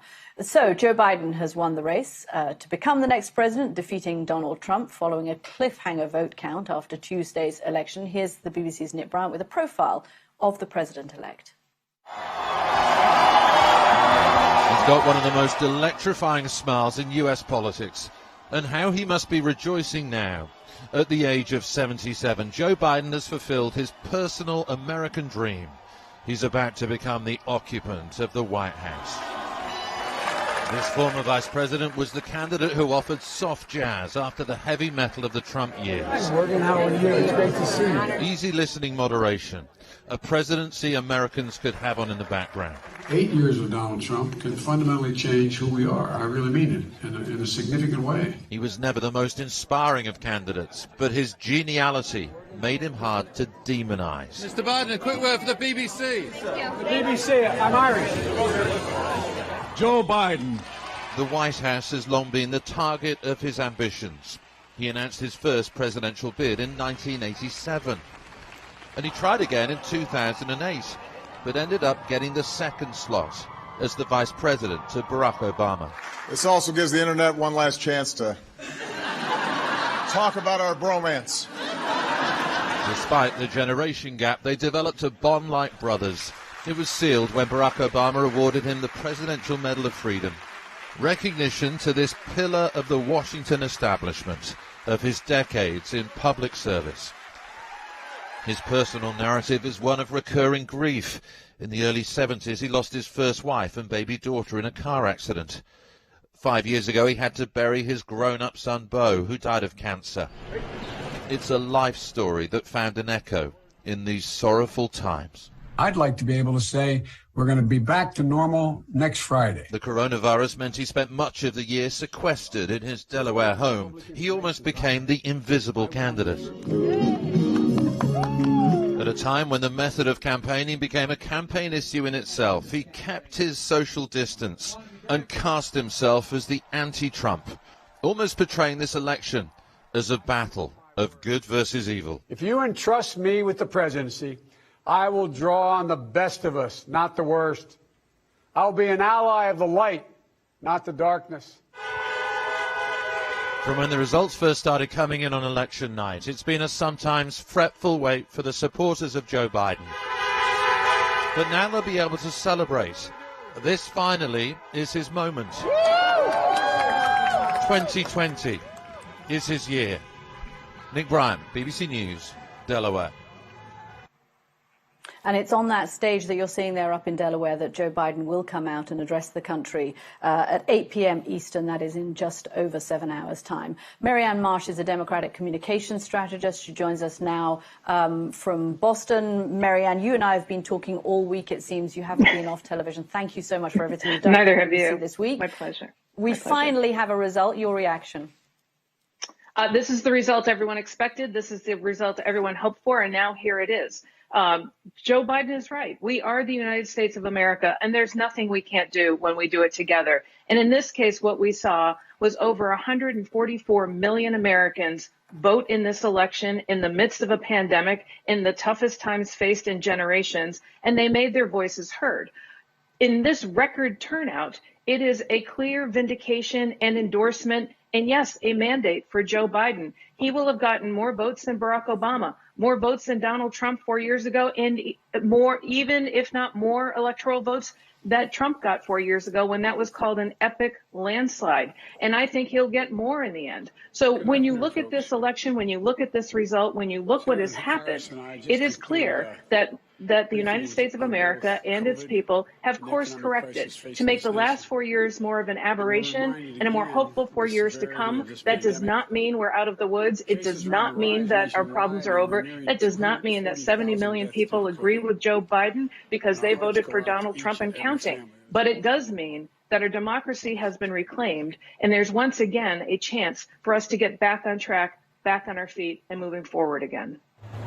When you look back at the primary candidates, there were a host of candidates who were younger, more diverse, more progressive than this 78-year-old white guy from Pennsylvania living in Delaware.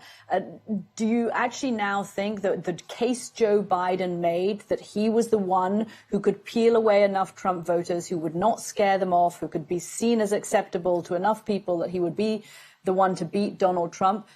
Do you think he was right, Marianne? Was he the only Democrat? Given how close this result was, when you look at how many votes Donald Trump got, was Joe Biden right that actually none of the others might not have been able to do this?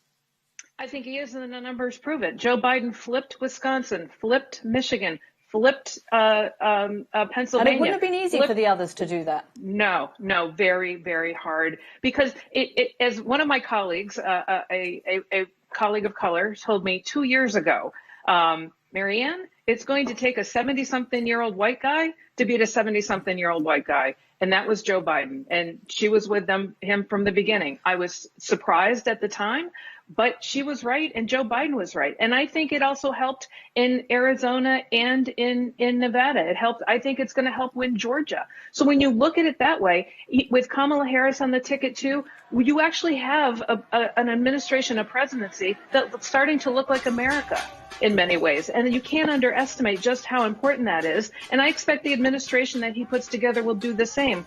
But I think more than anything, giving Joe Biden was comfort to women in the suburbs, comfort to women of all incomes, all races, all education levels. And I think what a lot of blue collar voters who voted for Trump 4 years ago, who came back to Biden this time, what they appreciate about him is he's like them, and he's going to take a very blue-collar approach to fixing the problems that bedevil this country, because they can all be fixed. The pandemic, the economy, racial injustice, all of it can be done. You mentioned unity. Joe Biden has repeatedly mentioned unity. His statement today calls for unity, for the country to come together. Is that realistic? I mean, look at how bitterly divided this country is. Look at the fact that there are millions of Americans who feel that this is an illegitimate election that has been stolen from Donald Trump. Do you see any chance that Americans can come together, and even under President Biden? I do. It will take time, but I think there's some important signals here. Will Mitch McConnell work with Joe Biden? Will Lindsey Graham work with Joe Biden? Will we finally get an aid package that was 6 months long overdue to the American people done in the next few days and weeks, or even next year? When actions speak louder than words. So if some Republicans start to work with Joe Biden and the American people see results and see if their lives get better, fewer people getting sick, fewer people dying, more people going back to work, the economy getting back on track, that will go a long way. Sadly, I do think for the foreseeable future, about 25% of the country will hold on to their beliefs about Donald Trump and some of the less democratic ideals. But that doesn't mean the rest of the country shouldn't have a better life, shouldn't have a better day, shouldn't have a better future. And I think Joe Biden is the perfect person to put the country back on track. Okay, Marianne Marsh. Thank you, Marianne, as ever, for joining Thanks, us Hattie. and for giving us your time. I'm sure they're celebrating in Boston, but we have pictures up next to you of people celebrating in New York City, out in Times Square, a fairly subdued New York these days, it has to be said, because of the coronavirus. But out today in the sunshine, they are celebrating Joe Biden. A short while ago, Vice President now-elect Kamala Harris sent this tweet with the caption, "We did it," with a video of her speaking to the next president of the United States. We did it. We did it, Joe. You're going to be the next president of the United States. Joe Biden is going to be the next president. Kamala Harris is going to be the next vice president, the first female vice president, and the first person of color to be a vice president of the United States. A remarkable background, Jamaican father, Indian mother. They both immigrated to California, and she was born in California, became Attorney General of California, Senator from California, and now Vice President-elect of the United States. Laura Trevelyan is in Black Lives Matter Plaza. It is right outside the White House in Washington. Laura, I know that you have lots of barricades between you and the White House. Are you getting any sense at all of what's going on inside those barricades and inside the White House? I know they're celebrating like crazy out where you are. Have you heard anything about what's going on inside the White House and the campaign? I can barely hear anything at all, Cassie. But I can tell you exactly what's happening within the 6 inches around me, which is wild, wild celebrations. People crying, people singing, horns honking, champagne corks flying, people trying to scale the fence to celebrate the fact that Donald Trump is going to be leaving the White House. And joining me now are two people who voted. I've got here Lauren Haley and Matt Clinton. Lauren, tell me, how are you feeling at this moment? A small part of me is a little bit sad that so many people did vote for Trump, but mostly just relief that now we have a chance to try to repair the damage that's happened over the last 4 years. And Matt, how about you? How are you feeling? Pretty much the same, just a sense of relief that we can finally move on from 4 years of Trump. But again, like Lauren said, I don't know how 70 million people voted for Donald Trump. It doesn't make a lot of sense to me, but I'm excited to be able to kind of move on from the past 4 years. What is it that you hope Joe Biden is going to bring to the presidency, Lauren? I'm just hoping that we can finally start getting people on the same page about the fact that all of this, so many people believe that there was fraud in our system when there's clearly been proven to be no fraud. So I'm hoping that there's an education of people who are so completely split and polarized, and we can maybe all finally get to the same page. Matt, do you think now that Joe Biden has won the election that all the talk about electoral fraud and lawsuits will recede a bit into the background? If we've learned anything from Donald Trump, it's that he's not going to give up from this. He's going to push this fraud issue as hard as he can, but he has no basis for it. There's been literally no evidence that any fraud has taken place anywhere, and I think that the legal system will show that. So I'm hoping that our institutions can kind of prevent any true issues from coming up, but I don't think he'll just let it go, but we know that Joe Biden is the winner. Matt and Lauren, thank you both so much for joining us. Appreciate your time very much. Thank you. So there you go, two relieved and happy Joe Biden supporters who are just hoping, Patty, that Donald Trump will accept the result. Okay, Laura, thank you. It is very noisy there. I'm afraid I couldn't, but then I'm getting old. I couldn't hear very much of what they were saying, but I can tell you they're happy down there outside the White House. Let's get some international reaction. It has been coming in. The UK Prime Minister Boris Johnson has tweeted his congratulations. He called it a historic achievement and goes on to say the US is our most important ally, and I look forward to working closely together on our shared priorities from climate change to trade and security. The Irish Taoiseach, Michael Martin, has tweeted, I want to congratulate the new president-elect of the USA. Joe Biden has been a true friend of this nation throughout his life, and I look forward to working with him in the years ahead. There's a lot of back and forth, we have to say, between the UK, Ireland and Brexit issues, and we can get into that in just a little bit of time. Canadian Prime Minister Justin Trudeau says, congratulations, Joe Biden and Kamala Harris. Our two countries are close friends, partners and allies. We share a relationship that's unique on the world stage. I'm really looking forward to working together and building on that with you both. And just 3 days after the US formally left the Paris Agreement on climate change, the mayor of Paris, Anne Hidalgo, has tweeted, welcome back, America. I don't think I need to read the rest of that. You can read it for yourselves. But I think the sentiment about welcome back, America, is one that will be shared by many of America's allies around the world, because they have found Donald Trump a particularly difficult president to work with. He is not somebody who has particularly valued his traditional relationships. He has not operated in a traditional way with his allies. And that, I think that comment from the mayor of Paris, welcome back, America, is one that will be shared by lots of other people. So it's a narrow victory for President-elect Biden.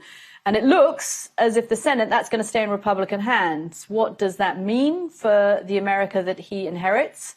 Aaron Pillay-Essex is a senior analyst with Verisk Maplecroft. He joins me now from New York. Aaron, thank you very much for joining me. Everyone is focused on the presidency, quite rightly so. We're seeing the celebrations around the country. But if we want to look at how America is going to change over the next 4 years under President-elect Joe Biden, we have to look at the fact of whether he holds the Senate or not. If he doesn't hold the Senate, if it's a Republican Senate, what can Joe Biden do to change the course of America at the moment?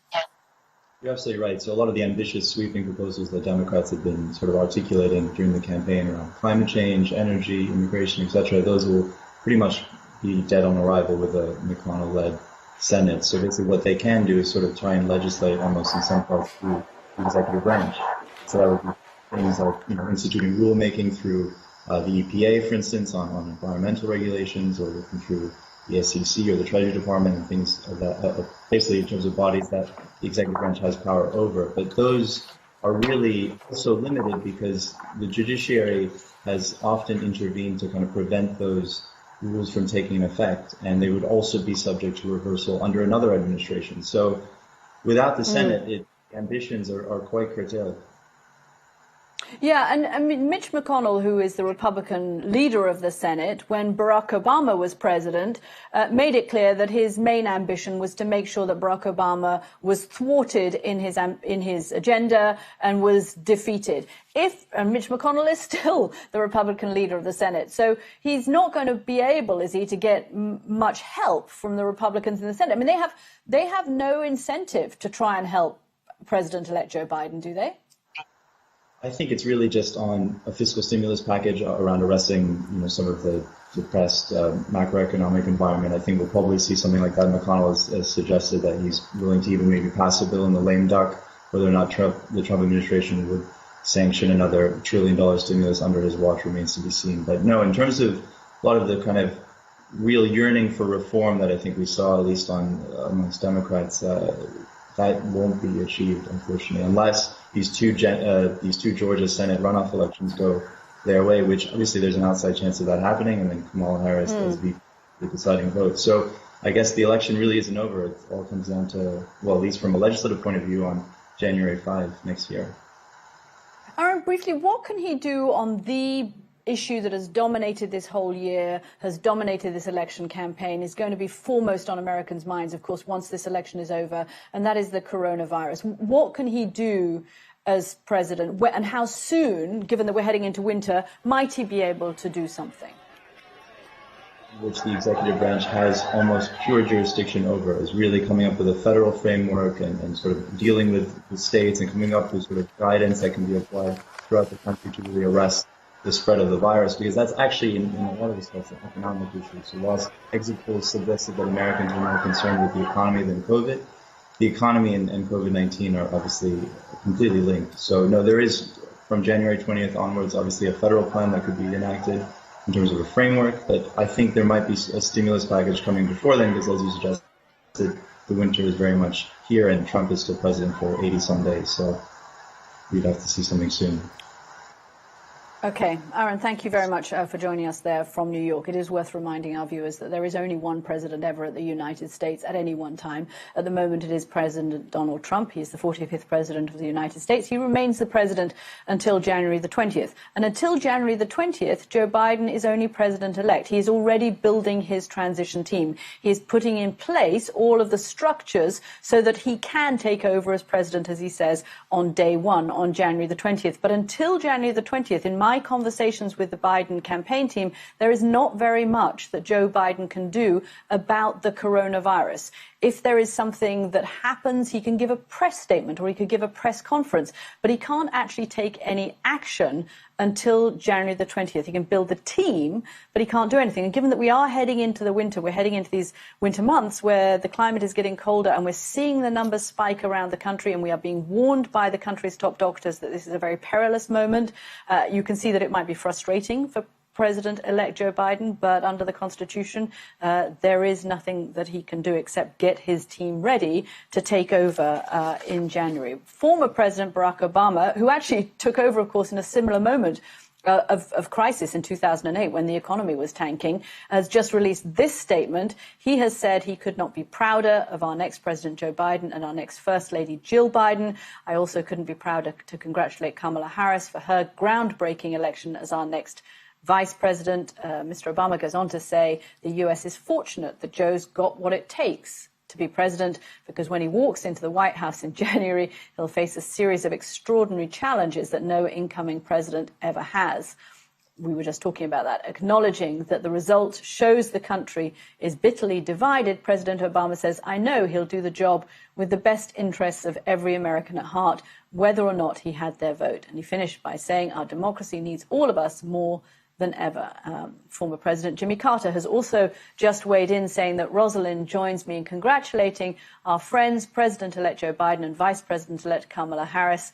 We are proud of their well-run campaign and look forward to seeing the positive change they bring to our nation. Barbara Plett-Usher is at President-elect Joe Biden's headquarters in Wilmington, Delaware. It's still pretty quiet behind you. I imagine that might fill in a bit with cars as we get to this drive-in rally this evening. What are we expecting from up there today, Barbara? Yes, we're expecting it to start filling in a couple of hours with cars, the drive-in movie look that has characterized Joe Biden's rallies during the campaign, and it's what we saw on election night when he came out and spoke. And so we'll see something similar, I think, tonight. We're actually seeing cars driving around this area, honking their horns even now, and people gathering at the gates. Out of vision, but gathering at the gates as close as they can get. Of course, this is a secure area, so people are quite excited here, and I'm sure we'll hear a lot of horn honking, but people get out of their cars too. I think it will be quite a party. We are expecting Mr. Biden to speak. We're expecting the Vice President-elect Kamala Harris to speak. And that's going to get underway around 8 o'clock local time, which is prime time here in the United States, and something for which there have been many false starts. So they have got all the sound systems and everything prepared and rehearsals done. So hopefully it runs smoothly. But I think we'll have we'll be buoyed by quite an excited spirit here tonight. People have been waiting for this moment, as you've been seeing, of course, from the reaction around the country. And Barbara, just let's talk a little bit more about the transition process. He is the president-elect. There is still a president of the United States, Donald Trump, who actually at the moment is still on his golf course in Sterling, Virginia. What happens during this transition process? What can Joe Biden do? What can't he do? Well, he can assemble his team. He can put teams into the different agencies to start to take over. Usually you have transition teams that work with the officials already there from the previous administration, and they basically work out the staffing, the changes in staffing and handovers of information, policies, that sort of thing.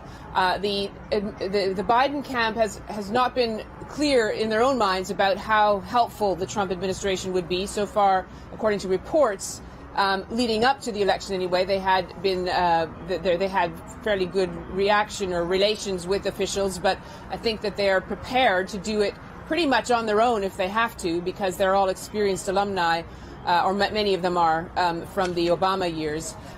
What you're going to see also, Katty, is an attempt to get a really diverse staff and cabinet in place. And we've been talking about how the primary showed how diverse candidates were in terms of female candidates, candidates of color, young people, people from the left wing.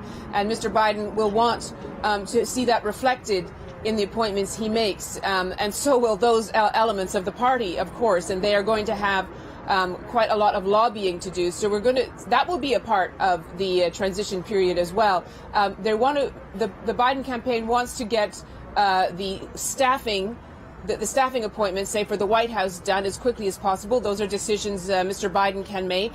And then the issues about cabinet officials, he will be making decisions a bit later, not only because there will be a number of candidates who will have their own constituencies lobbying for them, but also he's going to have to get the Senate to approve them. And if the Senate is not controlled by the Democrats, and at this point it doesn't look as if it might be, then that will also affect the kinds of candidates that he picks.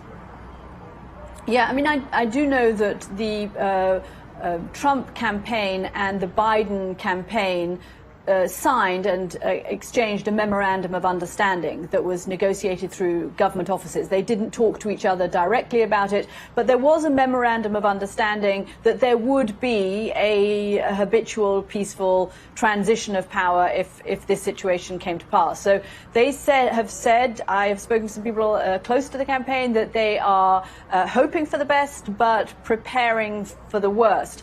What impact will it have on this transition if Donald Trump doesn't concede, decides that he's not going to cooperate with the Biden team? Well, I mean, on the one hand, as you were saying before, Mr. Biden cannot actually do anything policy-wise until the inauguration. What President Trump could do is he could issue some more executive orders, take some more actions to put in place policies that he feels or that his administration feels the Biden team would want to reverse. So that's one thing that they could look out for. And I think, for example, from a foreign policy point of view, Mr. Biden has said that he would rejoin the Iran nuclear deal if Iran resumed its commitments to the nuclear restrictions. And Mr. Trump's administration has been very focused on a strong attitude against the deal, on very, very tough sanctions. I think that would be one to watch, Caddy, whether they try to take some more steps to make it even more difficult to return to the deal. And there are other places where there would be a sharp policy difference between Mr. Biden and Mr. Trump that I would be watching to see if action would be taken. But in terms of the Biden campaign itself or the Biden camp itself, they can organize themselves quite efficiently, I think. Okay. Barbara Usher there, thank you. I suspect you're going to be spending a lot of time in that car park today in Delaware. So keep warm, keep comfortable. James, you're the student of history. I'm not. You know far more about American history than I could ever hope to know. So to explain this transition period for me, because it does seem sort of crazy to other countries, and I think it must be one of the longest transition periods in the world. Mexico's got a longer one. I think the president gets elected in July and gets inaugurated in December. Britain, of course, they kick them out the next day. The removal vans are already in. Katy, as you know from history, it used to be a lot longer. The president used to be inaugurated in March. They decided in the 1930s, I think that's far too long. They moved it back to the freezing winter on January the 20th. There is one piece of historical trivia I've got for you. What do you think I was doing the last 20 minutes? And it is this. President Obama will be the first Democratic former president to be able to clap in his vice president at an inauguration since 1837. They've never quite managed it since then. That's about all for the trivia for the moment. How did President-elect Biden get there? Let's cross live to Ros Atkins at the big screen. Ros. James, thank you very much. To win the American presidency, you need a majority in the Electoral College. And to get that, candidates have to win individual states. When they do that, they get a certain amount of Electoral College votes. To become president, they need 270 of those Electoral College votes. Now, America is, to some degree, politically predictable. We know that California is very likely to go for the Democratic candidate. We know that Louisiana is likely to go for the Republican candidate. And so we end up focusing on a relatively small number of what we call swing states or battleground states. They were the ones that we were watching closely, and they're the ones that tell the story of Joe Biden becoming president-elect. Now, not long after the polls shut on Tuesday evening, initially the better news was for Donald Trump. Florida in the southeast was projected for the president. Later on, Texas was projected for him. Ohio, Iowa. That gave him a good start, but he knew that he would need more. There was inevitably a focus on Wisconsin and Michigan in the Midwest, on Pennsylvania too. A little later on, as the votes were being counted, better news started coming in for Joe Biden. Wisconsin was projected for him. Michigan was projected for him. And so when we woke up today, we knew that Joe Biden was already on 253. He needed 17 more. And our focus was in particular on Nevada, on Arizona, on Georgia, and on Pennsylvania. Joe Biden had a number of different routes to 270. And then just a couple of hours ago, there was the dramatic moment of Pennsylvania being projected for Joe Biden. That put him on 273 Electoral College votes, and he is now the president-elect. Now, that's not to say they're not still counting in Arizona, which has been projected by Fox for Joe Biden, though not by the BBC. Nevada has now been projected for Joe Biden by AP,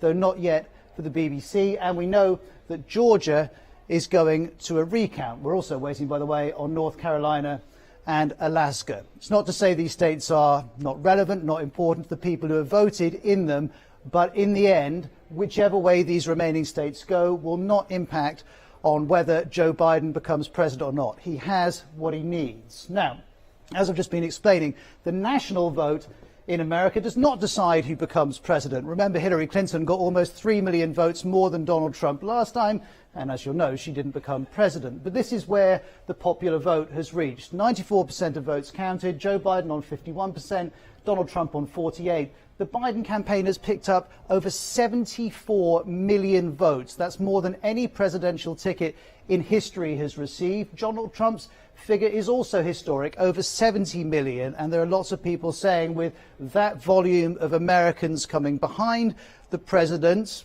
the fact that he's not won this election doesn't mean that he is not a political force and that those around him are not a political force. We'll, of course, be watching very closely to see how that plays out in the coming weeks and months. But the popular vote is not the story today. The story is this map, because even though some of these states have yet to be projected, enough have now been projected, with crucially Pennsylvania going into Joe Biden's column, meaning he has 273 electoral college votes and he is the president-elect.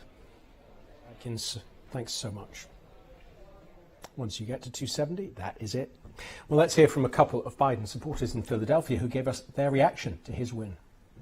We're so excited. We're so excited. America spoke. We won. We won. Every vote counted. We believe in our hearts that Biden was best for the United States. Yes. And we made history. Kamala. Yes. Yes, that's right. Biden and Harris so is excited. History. Yes. It's very, very.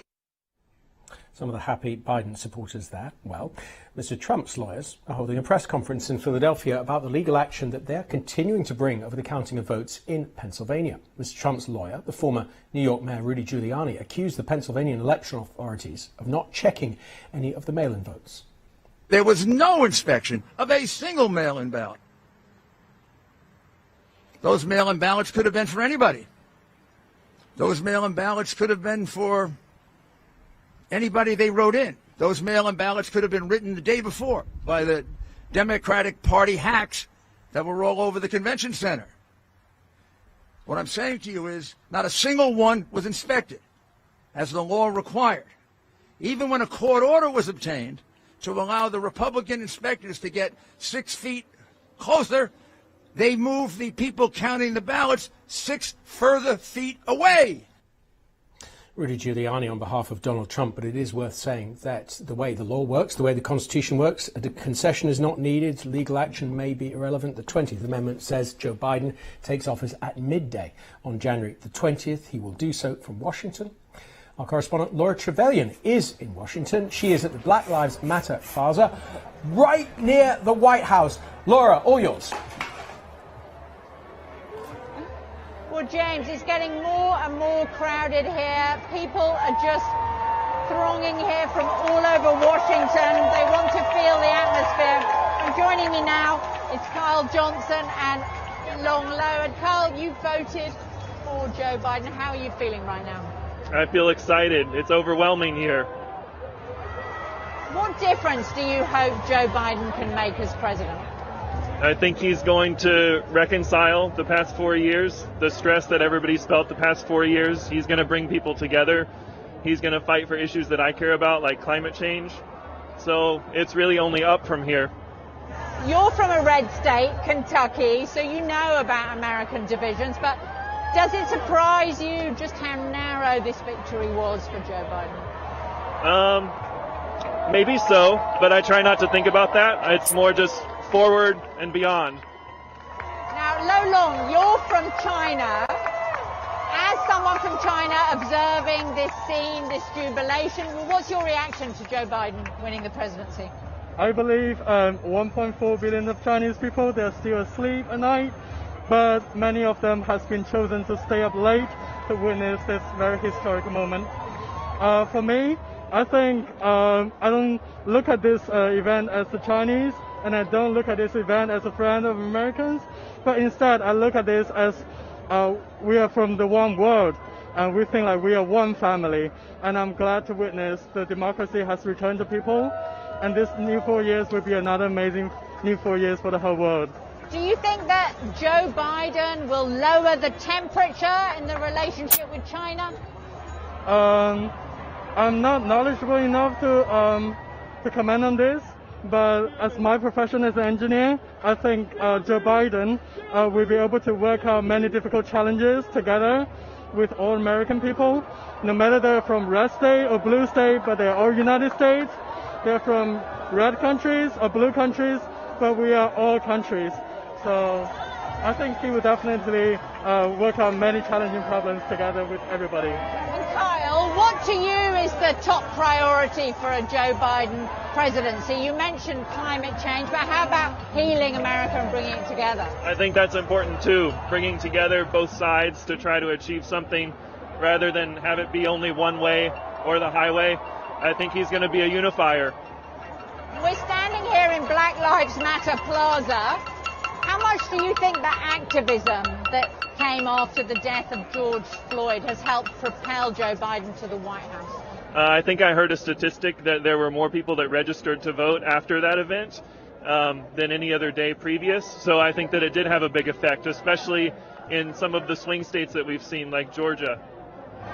And Kamala Harris is going to be the first female vice president, the first woman of color. How do you feel about that, about her, the symbolism of that? I'm happy that she will have a seat at the table, that people of color will have a seat at the table, that women will have a seat at the table. So, like I said, it's only up from here. I'm excited. It seems that young people turned out in droves at this election. Does that surprise you at all?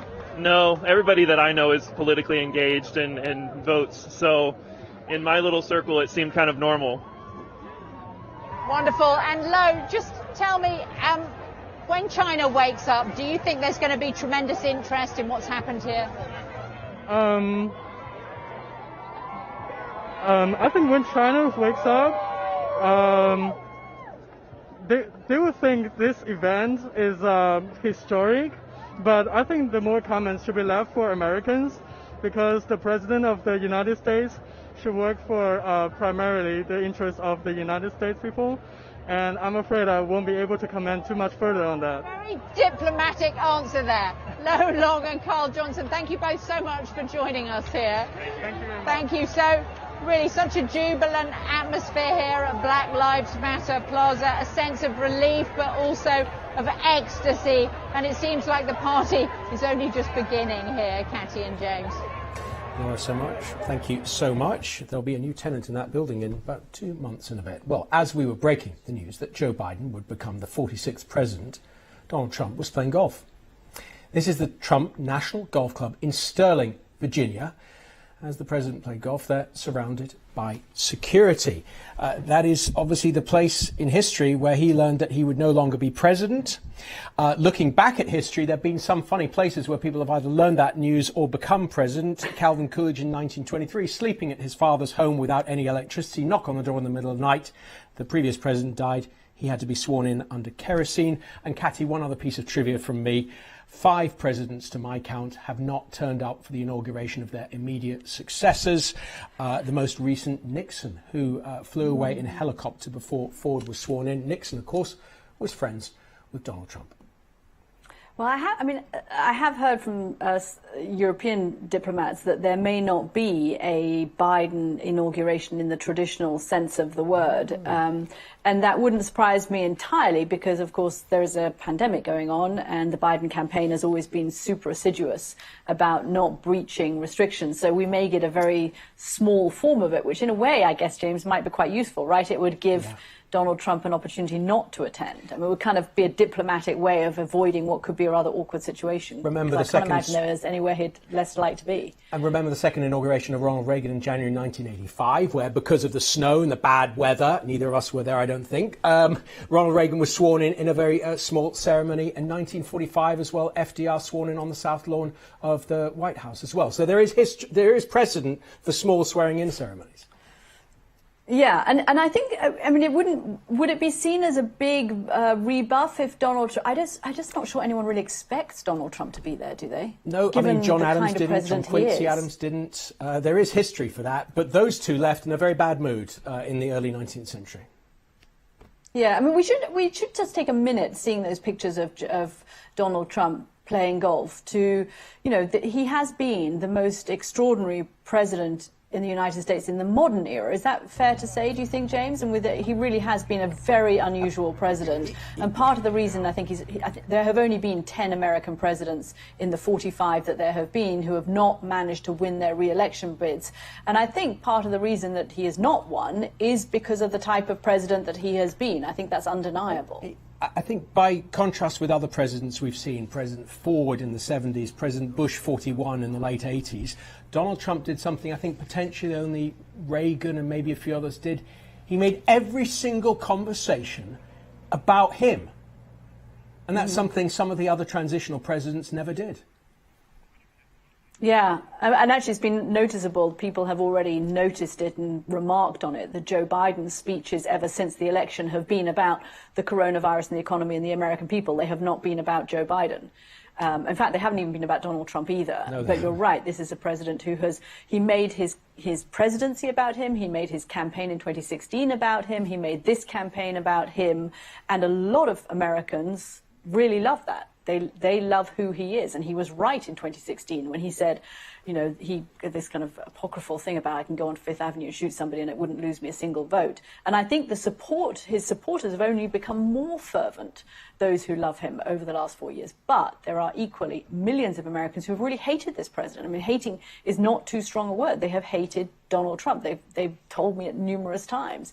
And so that is the split in this country. It's not really about Democrat or Republican. It's about Donald Trump. Interesting. Do you support Donald Trump or do you not support Donald Trump? And that is the fault line at the moment. One lady who has not made her feelings about, been shy about expressing her feelings about Donald Trump, by the way, the former First Lady, Michelle Obama. She has sent out this tweet that she has just put out. I'm beyond thrilled that my friend at Joe Biden and our first black and Indian American woman, Vice President Kamala Harris, are headed to restore some dignity, competence and heart at the White House. Our country sorely needs it. She doesn't hide her feelings, does she, James? She does not. Michelle Obama, and she certainly didn't in the Democratic National Convention either. Let's just recap on the developments of the past couple of hours with this report from our North America editor, John Sopel. After 4 long, tense days, we've reached a historic moment in this election. We can now project the winner of the presidential race. At just after 11 o'clock this morning, the decisive and historic call was made. Joe Biden will be America's next president. It came after the latest batch of votes from Pennsylvania, which meant he'd opened up a 30,000-plus vote lead over his rival Donald Trump. The Fox News decision desk can now project that former Vice President Joe Biden will win Pennsylvania and Nevada, putting him over the 270 electoral votes he needs to become the 46th president of the United States. In cities across America that tend to be more liberal, the party is starting to celebrate Joe Biden's victory. People honking their horns, hugging in the streets. This morning, Donald Trump went off to play golf, something he'll soon have a lot more time to do. Although the reality of his situation was made clear to him as the motorcade swept into his golf club. The president throughout has been tweeting furiously, going full caps lock. One read, "I won this election by a lot." Last night, Joe Biden gave another holding statement, increasingly confident, assured that the tide of history is flowing in his direction. We don't have a final declaration of victory yet, but the numbers tell us it's clear, tell us a clear and convincing story. We're going to win this race. Biden, at 77 years old, will become America's oldest president. In temperament and outlook, he is the opposite of Donald Trump, but he'll inherit a bitterly divided country. The president is determined to fight. His lawyers are fanning out across the country. But what's the case? There are allegations aplenty, but substance is thin. It may be that Donald Trump's tenure is ending, and the word that he hates the most will attach to him: loser, as he moves towards the exit. John Sopel, BBC News, Washington. Well, there's a lot of reaction, of course, on Twitter, as you would expect. Here is one from the husband of Vice President-elect Kamala Harris, Doug Emhoff. He tweeted this sweet picture of them hugging his wife with the caption, "So proud of you," as he should be, James. He should. I am still curious as to whether or not that's a golf course, but it might be a simple park. Former presidents. Or maybe they bumped into the president, who knows. Former presidents have begun to give their own reactions. Barack Obama sent out this statement. He said he could not be prouder of our next president, Joe Biden, and our next First Lady, Jill Biden. I also couldn't be prouder to congratulate Kamala Harris for her groundbreaking election as our next vice president. Mr. Obama goes on to say the US is fortunate that Joe's got what it takes to be president, because when he walks into the White House in January, he'll face a series of extraordinary challenges no incoming president ever has. Acknowledging that the result shows the country is bitterly divided, President Obama said, I know he'll do the job with the best interests of every American at heart, whether or not he had their vote. He finished by saying, our democracy needs all of us more than ever. Bill Clinton has tweeted to say, America has spoken and democracy has won. Now we have a president-elect and a vice president-elect who will serve all of us and bring us all together. Congratulations to Joe Biden and Kamala Harris on your momentous victory. One more. Former President Jimmy Carter has also weighed in, saying that his wife Rosalind joins him in congratulating our friends, President-elect Joe Biden and Vice President-elect Kamala Harris. He goes on to say, we're proud of their well-run campaign and look forward to seeing the positive change they bring to our nation. Cassie, by my count, I think this might be the fourth time in American history that there will be a club of 6 presidents, 5 past ones and 1 current one. I suppose my question to you, does Donald Trump join in a friendly way that club of former presidents who occasionally see each other at libraries and inaugurations and openings, or not? I'm struggling with that, struggling to see it. There is a building, actually, in Lafayette Square, which is the square right in front of the White House. It's now closed in. That is the club of former presidents. It's a kind of discreet building with not much marking on it. You wouldn't know it. You'd pass it by. It's a beautiful kind of brownstone building. And that is where it is at the disposal of the former presidents. They can meet there when they want to. Actually, I mean, you think about the relationships between the former presidents. Bill Clinton and George W. Bush get on very well. Barack Obama brought them together to work on Haiti after the earthquake there, and they have a close relationship. Michelle Obama has a very close relationship with George W. Bush. They get on very well.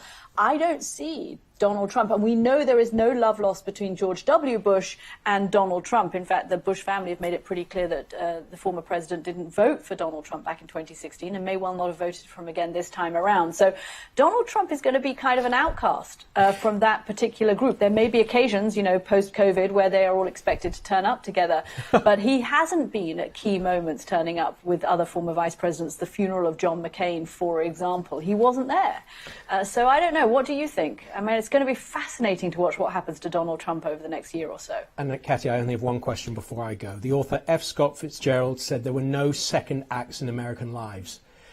Has Joe Biden just proven him wrong? Joe Biden has proven that there are third acts, that third time is a charm when you run for the presidency. I mean, gosh, if you won the presidency just on sticking power and determination to get the job, James, perhaps that is why he actually got it. When he went out with one of his girlfriends, right when he was a young college kid, he went out with his girlfriend and her mother said, "What do you want to be when you grow up, young man?"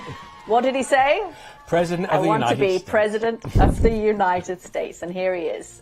He has just achieved that ambition. He is now the President-elect. Joe Biden will be the 46th President of the United States. Hello. Quite a few of you saw the misty, mellower side of autumn this weekend.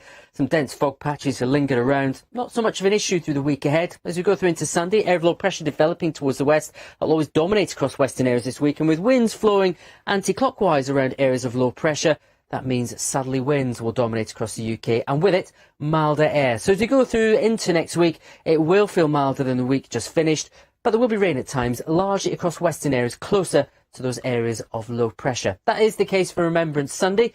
Outbreaks of rain running up mainly western sides, a few splashes of rain further east at times, becoming confined to the north of England and Scotland into the afternoon, allowing bright skies to develop for Northern Ireland, Wales and southern England, where it feels quite pleasant when the sun is out. 16 and 17 degrees possible once again. But compared to the chill of Saturday, it will feel a bit milder across Scotland, North East England, even if it stays a bit grey and for some damp through the afternoon. That dampness becomes confined to the North East of Scotland into the evening. Showers return towards the southwest on Sunday evening, and they will slowly run their way up the western side of the country as we go through the night and into Monday. Still low pressure to the west. It's becoming a little less diffuse, and so it's going to turn more showery, the rain, on Monday. A bit more hit and miss. Eastern areas should stay largely dry. Couldn't rule out the odd shower and even some morning mist and fog, but there'll be some sunshine in between. Heavier bursts of rain later on, southwest England and Wales. Another mild day for many. Temperatures above where we should be for this time of year, at around 12 to 16 or 17 quite widely. Now, weather front that's down the southwest to begin with decays and runs its way northwards as we go through the night and into Tuesday. It does mean it's going to be a case of hit and miss showers on Tuesday with some sunshine in between initially, but the cloud will break up. Most places will be dry. Very difficult to pinpoint at this stage where the showers will be, but overall a day which gets sunnier, brighter and drier. Still mild, 12 to 15 degrees. A mild night will follow. The southerly breeze picking up, though, and that's because a deepening area of low pressure developed to the west of Ireland. That will introduce a stronger breeze across the west on Wednesday. Outbreaks of rain, it looks like, throughout the day in Northern Ireland, eventually spreading into western Scotland, Wales and western parts of England. Little bit of uncertainty just how quickly that will push its way eastward. Some eastern areas should stay dry through daylight hours, and it could be the same for some in the west on that fairly mild note, even if it is windy. But it does look like the wet, windy weather will sweep its way eastwards. A nighttime feature for many in central and eastern parts, clearing to a little ridge of high pressure. So early rain, maybe lingering longest across the northeast of Scotland, clears to some sunny spells. One or two mist or fog patches first thing in the morning. Couldn't rule out the odd isolated bit of frost on Thursday, but it'll be the coolest morning of the week and the greatest chance of some fog patches too. Now, as you go through the end of the week, it looks like things will change a bit more. Now, through much of this week, the areas of jet stream pushes towards us and then sort of decays to the west of the UK. But as we go through into next weekend, the jet stream strengthens, pushes towards and to northwest of the UK, allowing areas of low pressure to develop in that little bit of a dip, which look to run to the north and west of the UK, staying out over the Atlantic. But with that in place, high pressure to the east, it does look like south or southwesterly winds will dominate as we go through into the following week. So it'll stay fairly mild for the time of year in many places. Closer to areas of low pressure north and west, most likely to see the wettest of the weather. Quite windy at times too, but that does mean less in the way of mist and fog.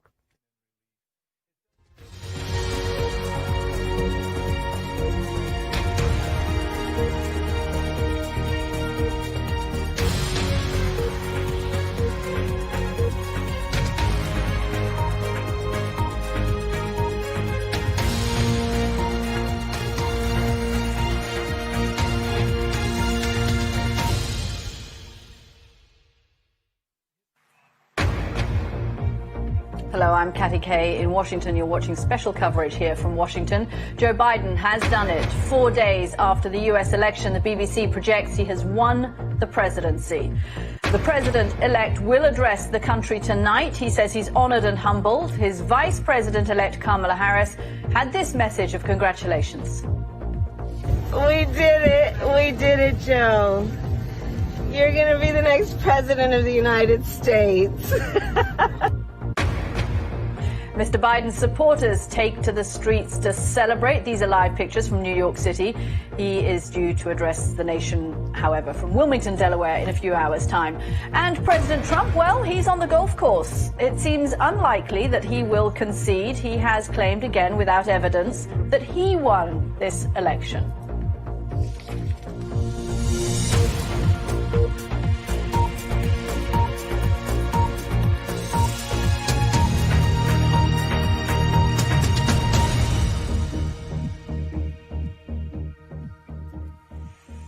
Hello and welcome to this special coverage of Election 2020 here in America. The news we have been anticipating for days. Joe Biden is to become the 46th president of the United States. It's taken us a few days to get here, but here we have the result. The BBC projects that he has reached 270 Electoral College votes, meaning that he will become the 46th president of the country in January, pending the outcome of any legal challenges. Let's just show you how we got to this result. There you have it. Mr. Biden is on 273 Electoral College votes versus 214 for Mr. Trump. Not long ago, speaking at his campaign headquarters, Mr. Biden urged Americans to stay calm and stay patient. There have been celebrations right around the country. Let's go to New York City. I can show you the scene live from Times Square, it looks like to me, in New York City. People wearing masks, but there is quite a big crowd there. We also have pictures from Philadelphia, I think, that we can show you. These celebrations going on right around the country. They are also taking place, of course, in Washington, D.C. as well, outside the White House. The BBC's Larry Madowo is in Atlanta, Georgia, for us. When the news was announced here, Larry, in Washington, the streets kind of went crazy with people honking their horns and cheering. What's the reaction been there in Atlanta? We don't know which way Georgia went yet. We still are waiting to find out the result from Georgia. But what's the reaction been? Cassie, even though Georgia is still hanging in the balance, people, as soon as it was projected, there was hooting on the streets, and that's still happening. Around the homes, you heard people shouting. A lot of the videos recorded from Atlanta, and you just pan around the city and you just hear all people hollering and hooting and celebrating as that happened. What we have behind me is a community mobilization event that essentially turned into a celebration for the election of Joe Biden and Kamala Harris. They're literally playing right now, Celebrate Good Times, and everybody seems to be having a good time.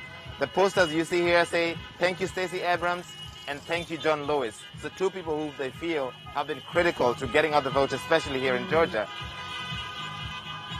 And Larry, just quickly fill us in on something that is important still in Georgia. I mean, obviously, we want to know what the result of the state is for the presidential campaign.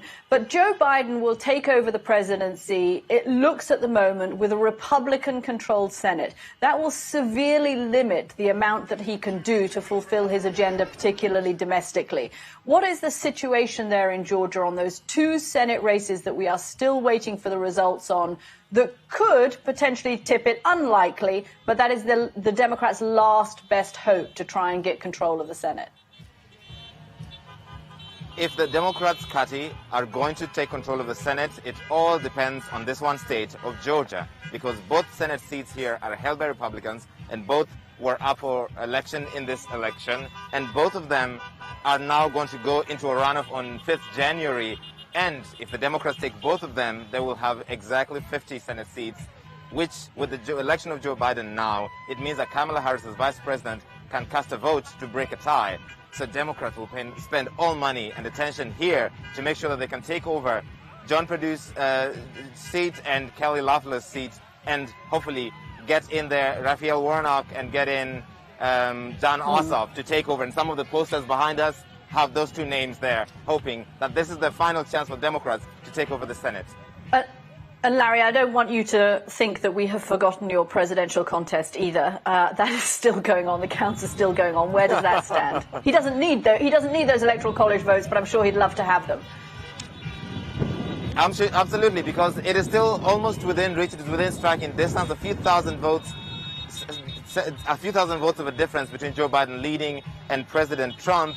And it looks like if it goes on to a recount, like it will go to a recount, a lot of people here saying recounts often don't change much. It changes a few hundred votes, and given the 7,000 or so votes where Joe Biden is ahead, it is likely that even in the recount, Joe Biden might still win Georgia and flip Georgia, which has not happened since Bill Clinton won Georgia in 1992. So Democrats are salivating about that possibility and hoping that they will still win the recount, and Joe Biden will have just Georgia as a tick there for the psychological impact of that. Okay, Larry Madowo there for us in Atlanta, Georgia. As we wait on all of those important results from Georgia, the presidential race, did Joe Biden take Georgia in the presidential race and those two Senate races? There will be a ton of attention paid to Georgia, by the way, in January, which is when the runoff is on those two Senate races. Joining me now from Philadelphia is Democratic Congressman Brendan Boyle. Congressman, thanks very much for joining the program. Your reaction, your state tipped him over. Your reaction to the news this morning? Well, I'm not displeased. I am very happy. I endorsed Joe Biden 18 months ago, his very first day in the race, and personally went out to Iowa and New Hampshire to knock doors for him and campaign for him, and then was with him just a few days ago on Sunday in my district here in Philadelphia. And so to know that it was ultimately votes for my city that clinched Pennsylvania and put us over the magic number of 270, it's a wonderful feeling. It was your city. I should just tell you, I don't know if you've heard the news, Congressman, but we are projecting as well that Nevada, the state of Nevada, has now been called as well for Joe Biden. That is 6 electoral college votes. So he is starting to rack them up. Look, it is a very divided country. That is clear from the result of this election. President-elect Joe Biden has appealed to unity. Do you think there's any realistic chance that the country can come together under President Biden?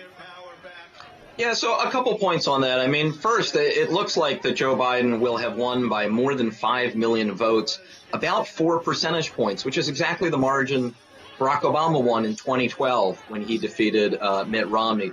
So it is a reasonably close race, but actually not that close in the end.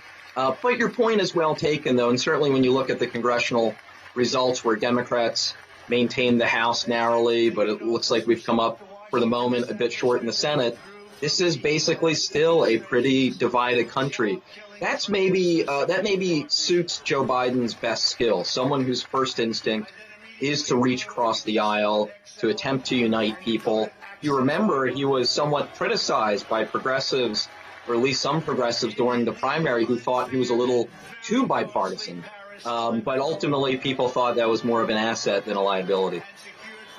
Yeah, I mean, and he's appealed for unity. I mean, to pick up on what you're saying, Barack Obama came into office in 2008, also wanting a purple America, also thinking that he could reach across the aisle to Republicans. And it really didn't work out that way for him. And I'm just wondering whether you think, because you know the Vice President-elect Joe Biden, whether you think he has come away from that experience as Barack Obama's vice president thinking, you know what, it's not possible to work with Republicans. Mitch McConnell's aim will be to try to defeat him, and whether actually he will kind of give up on trying to reach across the aisle to Republicans. No, I don't think he will give up on that. The fact that he has a personal relationship with Mitch McConnell helps in this regard, and that he's already negotiated agreements with Mitch McConnell, including in 2012, a pretty significant budget agreement, probably the most significant that we've had in the last decade. But I will say, though, I'm also realistic. You know, one of the things that concerns me, and it's not just about the U.S., I would say in other Western democracies, the fact that people can now self-select their news sources. They can go to websites or watch TV stations that only reinforce their worldview. I think that's a real challenge for democracy in the entire Western world, and something that still concerns me and that we have to grapple with. Congressman, I want to ask you about an issue that affects particularly the UK's relationship with the United States. You and I have spoken about this before. We know that Boris Johnson had a good relationship with Donald Trump, particularly on the issue of Brexit and potentially a post-Brexit US-UK trade relationship. Joe Biden and Barack Obama were not in favor of Brexit. They said so quite publicly. Barack Obama campaigned against Brexit. How do you see the relationship between the UK Prime Minister Boris Johnson and the future President Joe Biden panning out, and the impact that might have on the UK's relations with the United States? Yeah, well, first, I mean, Boris Johnson was one of the few world leaders with whom Donald Trump had a good relationship. Nonetheless, though, I mean, in the end of the day, it's not about a personal relationship between the head of state and the head of government in the UK. It's about the nation states. And the US and the UK are always going to have a close relationship. Specifically with respect to Brexit, though, Joe Biden has made his position clear about the sanctity of the Good Friday Agreement, the role the US was proud to play in bringing about peace on the island of Ireland and making sure that is not collateral damage as a result of the Brexit process. Joe Biden just tweeted a month ago reinforcing that view, and he very clearly will carry it with him to the White House. Okay, Congressman Boyle, thank you very much for joining us from Philadelphia on this big day. Democratic Congressman Brendan Boyle there. And let's just update you on that important news that's come out of Nevada. The BBC now projecting that Joe Biden has won the state of Nevada. That means he takes all of the 6 electoral votes from that state, and it puts him at 279. He needed 270 win. He has 279. Donald Trump has 214. Joe Biden clearly the winner. We're still waiting, by the way, on a few of those states. We're waiting for Arizona. We're waiting for Georgia. We're waiting for North Carolina. I have a feeling we're still waiting for Alaska too, but my producer will yell in my ear if I've got that wrong. And we're waiting for Maine as well. No, that is confirmed. Alaska, we're waiting for too. So let's go to Wilmington, Delaware. The BBC's Yalda Hakim has moved. You were in Philadelphia when I spoke to you last, Yalda. Now you're in Wilmington. What's the atmosphere in Wilmington? Joe Biden's hometown, of course. Of course, Catty, and as you say, we've managed to move in the last hour since we last spoke to you out of Philadelphia and Pennsylvania, where really it became such a crucial place. It came down to Pennsylvania, but as you say, this is Joe Biden's hometown. It's where he was senator, and at the moment, he's just behind me in that hotel. That's where his headquarters is, and this is really where all the supporters have now gathered. The Secret Service is here, and we know the airspace has been closed for a couple of days because they were anticipating something like this. But we now have some supporters here with us who we can speak to. I've got with me Angela and Jeff who can share their sentiments. Just tell me, what's your reaction to this announcement? Underneath, huge smile. This is a historic day. It's a day of unity. It's a day of pride. It is significant. And I hope that we're on the road to repairing some world relationships. I'm originally from Canada, so this means a lot to me living in the U.S. because we want to repair that relationship. It's a great day. Excellent time. Very excited, extremely proud, excited for Joe, but more importantly, excited for Kamala. She's a HBCU graduate. I'm a HBCU graduate. She graduated from Howard University, and I graduated from Hampton University. So proud day for everyone. Extremely excited. Joe Biden has said he's not going to waste any time. He's going to get to work straight away. In fact, we can report that he's announced a COVID task force to be set up on Monday, a 12-person task force. You work in healthcare, Angela. Just tell me how important that is for you. I work for the University of Pennsylvania Hospital as a nurse, and I've dealt with COVID since March, COVID patients. People need to understand that in order to have a thriving economy, you need to have healthy people to work in it, to contribute. You can produce things, manufacture, but you need to have a healthy society. Absolutely. He has to get this under the belt, and he's the man to do it. I have total faith in him. He's going to surround himself with the right people, and I trust him. He's a humble man. What is it about Joe Biden that you like? He's a genuine person. He's a man of integrity. I think that's important. To me, he's a regular person, just like the average person like myself. He can relate to our issues. I mean, he's experienced some of the same issues. So, I'm very proud of him, to be very honest. And he certainly put Wilmington, Delaware on the global map. Hey, love Wilmington. Yeah, we live here. Yes. Yeah, so very proud. So what's been the reaction from the community and people you've been speaking to here today? I think of our friends and our community, a lot of supporters, people are behind him. We want to see the past gone. There's no more name calling. It's been so divisive in the last 4 years, and that's not what this country is. This country builds on unity and strength and being good to each other, and he is the man to do that. And one word, absolute joy. That's what it's about. But, this hasn't been a resounding endorsement of the Democrats. We see in the numbers how divided this election was. So He's got an uphill battle. Yeah, he does. And, the truth is there. But remember, people need to understand he is a man that has worked across the aisle. His relationship with John McCain was significant. I think today, through this period, he was blessed by Elijah Cummings. He was blessed by Ruth Bader Ginsburg. He was blessed by a lot of people that really have believed in him over the years. He's worked hard to get to this point in his life. And he's had such a tragic life as a 29-year-old to lose his wife, his child. I mean, it's been a difficult road for him. Yeah, but I mean, again, he's a man of integrity. He weathered the storm, and he succeeded. So I think it's important that we put a man in there with this type of integrity. I think that's going to go a long ways. He's walked the walk. He really has. He's been on the train getting to work. He has struggled. He comes from Scranton. He's a hardworking, humble person, grassroots. He's not from Park Avenue or an ivory tower. He relates to the hardworking, tax-paying person. So. Matter of fact, here we call him just Joe. I mean, he's not a celebrity. He's just a regular person. So when you run across him, he talks to you like a common person. All right, Jeff, Angela, thank you so much. Thank you. As you can see there, Kathy, a lot of joy here outside the Biden headquarters. And we are expecting Joe Biden to come out and address the nation at about 8 o'clock this evening. So, of course, we will be bringing you all those live updates throughout the day here on BBC News.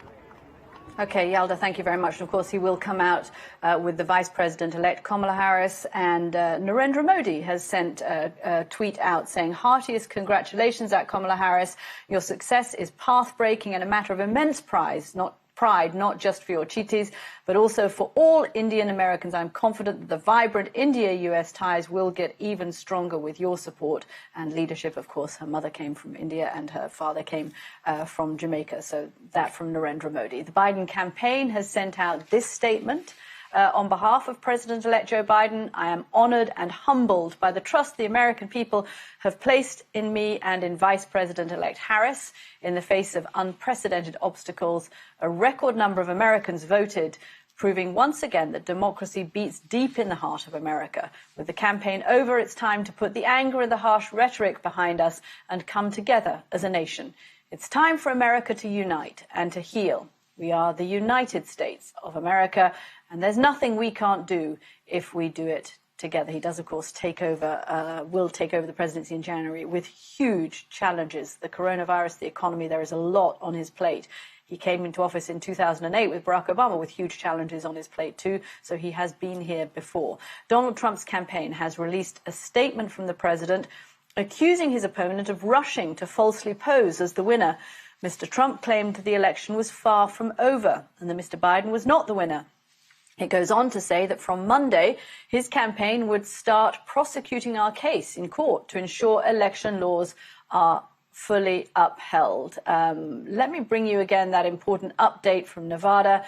The BBC now projecting that Joe Biden has won the state of Nevada, taking all the 6 electoral college votes from that state. That puts him, as we said earlier, at 279 electoral, my mind is going whoopee, electoral college votes to Donald Trump's 214. So let's go straight over to Nevada. The BBC's James Clayton is in Las Vegas for us. It took us a while to get there, James. It wasn't Nevada that put put Joe Biden over the top, but this is going to be good news for the president-elect as well. Oh, absolutely, yeah. It's in the last 15 minutes we heard the news, and really some of the results here were coming out in dribs and drabs, but it just was looking increasingly bad for Donald Trump. At one point it was as close as 8,000 votes in it a couple of days ago, and then as the results came out it was 20,000, yesterday it was 22,000, this morning 26,000, Biden was ahead. And that's roughly what Hillary Clinton won this state by in 2016. And the problem for Trump is the votes being counted in that election centre behind me just aren't the votes that are helping him. At the moment, the provisional votes, about half of them were splitting 50-50, but about half of them were mail-in ballots, and they were splitting heavily towards Biden. So what we're expecting here is that Biden lead really to continue to extend, and that really matters because the Republicans here have said that about 10,000 votes here they believe are fraudulent, that people weren't living here when they voted. But if Biden wins by 30, 40,000, that's almost immaterial. Even if those were overturned, Biden would still win here. And of course, Biden wants to pick up every single state he can to hedge against anything that happens. Maybe the recount in Georgia is a problem. Maybe, you never know, a court case in Pennsylvania might be helpful to Donald Trump. So he wants to win as many states as possible. It now looks very much like Joe Biden has won Nevada. Yeah, good point, James. He wants to kind of squeeze out any potential path or comeback from Donald Trump. We're looking next to you at pictures of New York City. When Nevada was called just a few minutes ago, have there been celebrations there too in Vegas where you are? So where we are is basically like a hangar in the middle of the desert, so there's literally no one here other than press. What I would say, though, is there is a Trump demonstration that's planned in about an hour's time here. I was there last night. It was very rowdy, and I have to say this is an open carry state. Lots of guns here, lots of people with semi-automatic weapons here. They were in pretty good spirits last night. I think there's a question now as to whether that mood will change, whether now they'll be a little bit more angry with what's gone on here, whether that mood will change to something a little bit more sinister. We're going to hang around here for the next few hours, and we can keep you updated on that. Oh yeah, James, we'd love to come back to you to find out what the mood is at that. Thanks very much. James Clayton in Nevada, therefore. Actually, my American friends would say it's Nevada, not Nevada, and I should get that right. Nevada. Nevada, not Nevada. Laura Trevelyan is in Black Lives Matter Plaza, right outside the White House in Washington. Laura, I imagine they are still partying there outside the White House.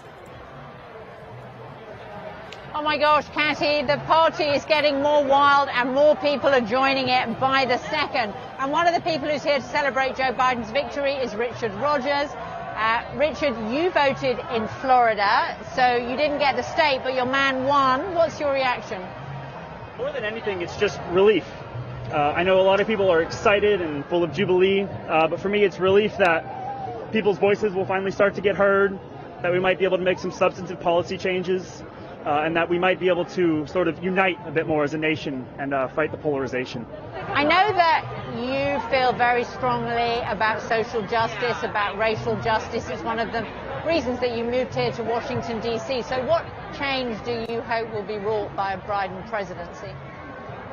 I hope that the communities that have been sort of disenfranchised over time, I hope they'll get a seat at the table and be heard. I hope our Biden presidency isn't one where it's a community of white men making decisions for a broader community that's a lot more diverse than we tend to have represented in Congress. And so I hope the Biden presidency is one of representation where the policy choices are made by those for whom they are the most impactful. You're standing in front of the church where Donald Trump cleared away peaceful protesters so he could stand with a Bible for a photo opportunity at the height of the Black Lives Matter protests. What did that image say to you when it happened? It really just solidified the sort of hypocrisy at the core of Donald Trump's presidency. That he claims he's the best president for black communities since Lincoln. As soon as people sort of come together in the streets to voice their opinions, he shows very clearly that he doesn't want to hear the opinions of dissidents, that he doesn't truly care about communities that have been disenfranchised. And it was just a very clear representation of sort of the built-in inequities we've had for so long. Yeah, Donald Trump did improve his standing with black male voters at this election. He did much better with Hispanic voters. How do you think that Joe Biden can heal the divisions in America? I think it's important to listen. I think a lot of what Trump does is reactive. He will hear something and before thinking he just responds immediately on Twitter and blows out some crazy Twitter conspiracy. I'm hoping that with Biden, we may have more intellectual responses. I want him to actually hear what people are saying across the board. I want him to listen. I think that's what we need. People need to be heard, and people don't feel like they've been heard for so long. We're standing in front of the White House. It's behind this security fence that's festooned with anti-Trump billboards. Do you feel confident that the president behind that fence, that he will respect a peaceful transfer of power? I can't be sure. I would like to say yes. I know that no matter what, in January, the Secret Service will escort him out if he doesn't. But I do hope that despite his recurring norm breaking, he will understand the importance of a peaceful transfer of power in America and sort of how that has helped solidify America as such a wonderful nation. Richard Rogers, thank you so much for joining us there. Richard, one of the many, many young voters, Catty and James, who turned out, wanted to have their voices heard and hope that Joe Biden can heal the divisions that they recognise all too clearly exist despite his victory. Okay, Laura, they're outside the White House. Thank you very much. That scene there at Black Lives Matter Plaza, by the way, has been the scene of quite a lot of history this year with protests in the wake of the killing of George Floyd. That was the center of them in Washington. It was the place where peaceful protests were tear-gassed at one point, where the president came out and gave that strange photo op with a Bible outside the church there. So a lot of people gathering there now. This is a moment that many people in Washington, D.C., which is a heavily Democratic city, have waited 4 years for. They have been wanting to get President Trump out of office ever since he was inaugurated. And now they have had their say in this very Democratic city. Of course, around the country, there will be a lot of Republicans and supporters of President Trump in particular who are not happy with this result. So how did President-elect Joe Biden get over the line? Let's cross live to Roz at the screen. And we've got updates now for the screen, Roz. Catty, thank you very much indeed. And as you'll know, throughout this presidential campaign, through Election Day and into the count, we've been focused not on all of the states, because most American states are reasonably politically predictable. We've been focused on a smaller group of states which were either genuine swing states or at least potentially in play. And initially on election night, the news was better for the president. He took Florida in the southeast. He took Texas, which Joe Biden had hoped maybe he had an outside chance of taking. President Trump took Ohio. He took Iowa as well. But those really were the last pieces of good news that came his way. Later on, as the count went on, we saw two crucial projections come in the Midwest, Wisconsin and Michigan as well, which put Joe Biden in the driving seat. And this was the map which greeted us when we all got up today. We wanted to see whether Joe Biden could reach from 253 to that magic number of 270. He had a number of different potential routes, but in the end, the state where he spent some of his childhood, Pennsylvania, was the one which got him over the line, because with Pennsylvania being projected for Joe Biden, he got over the 270 to 273, and while we wait on North Carolina, Georgia, Arizona, Alaska, they will not affect the outcome of this election. Also, within the last hour, another state has been projected for Joe Biden. The 6 Electoral College votes of Nevada in the southwest also go onto his total, so that takes him to 279. Needless to say, the count goes on. For instance, in Georgia, where we've been focused an awful lot, there's going to be a recount. Important though these things are, they won't alter the fact that Joe Biden is president-elect, and it was Pennsylvania that got him across the line, and Nevada, which upped his total still further. Okay, thank you very much, Roz, for that. Let's get reaction to this from Rebecca Green, co-director of the Election Law Program at William and Mary Law School. Rebecca, if you could just start by giving us your reaction to how the week panned out, why it took so long to get the counts, and then eventually how the networks decided to make the call today that Joe Biden was over the line. Yeah, so the week panned out exactly as expected. You know, we knew this was going to take a longer time to count these votes, and that's in large part because the states that took a longer time weren't used to processing so many absentee ballots. So it just took longer, and we sort of knew that going in. In terms of why the networks called it when they did, I think they just looked at the math.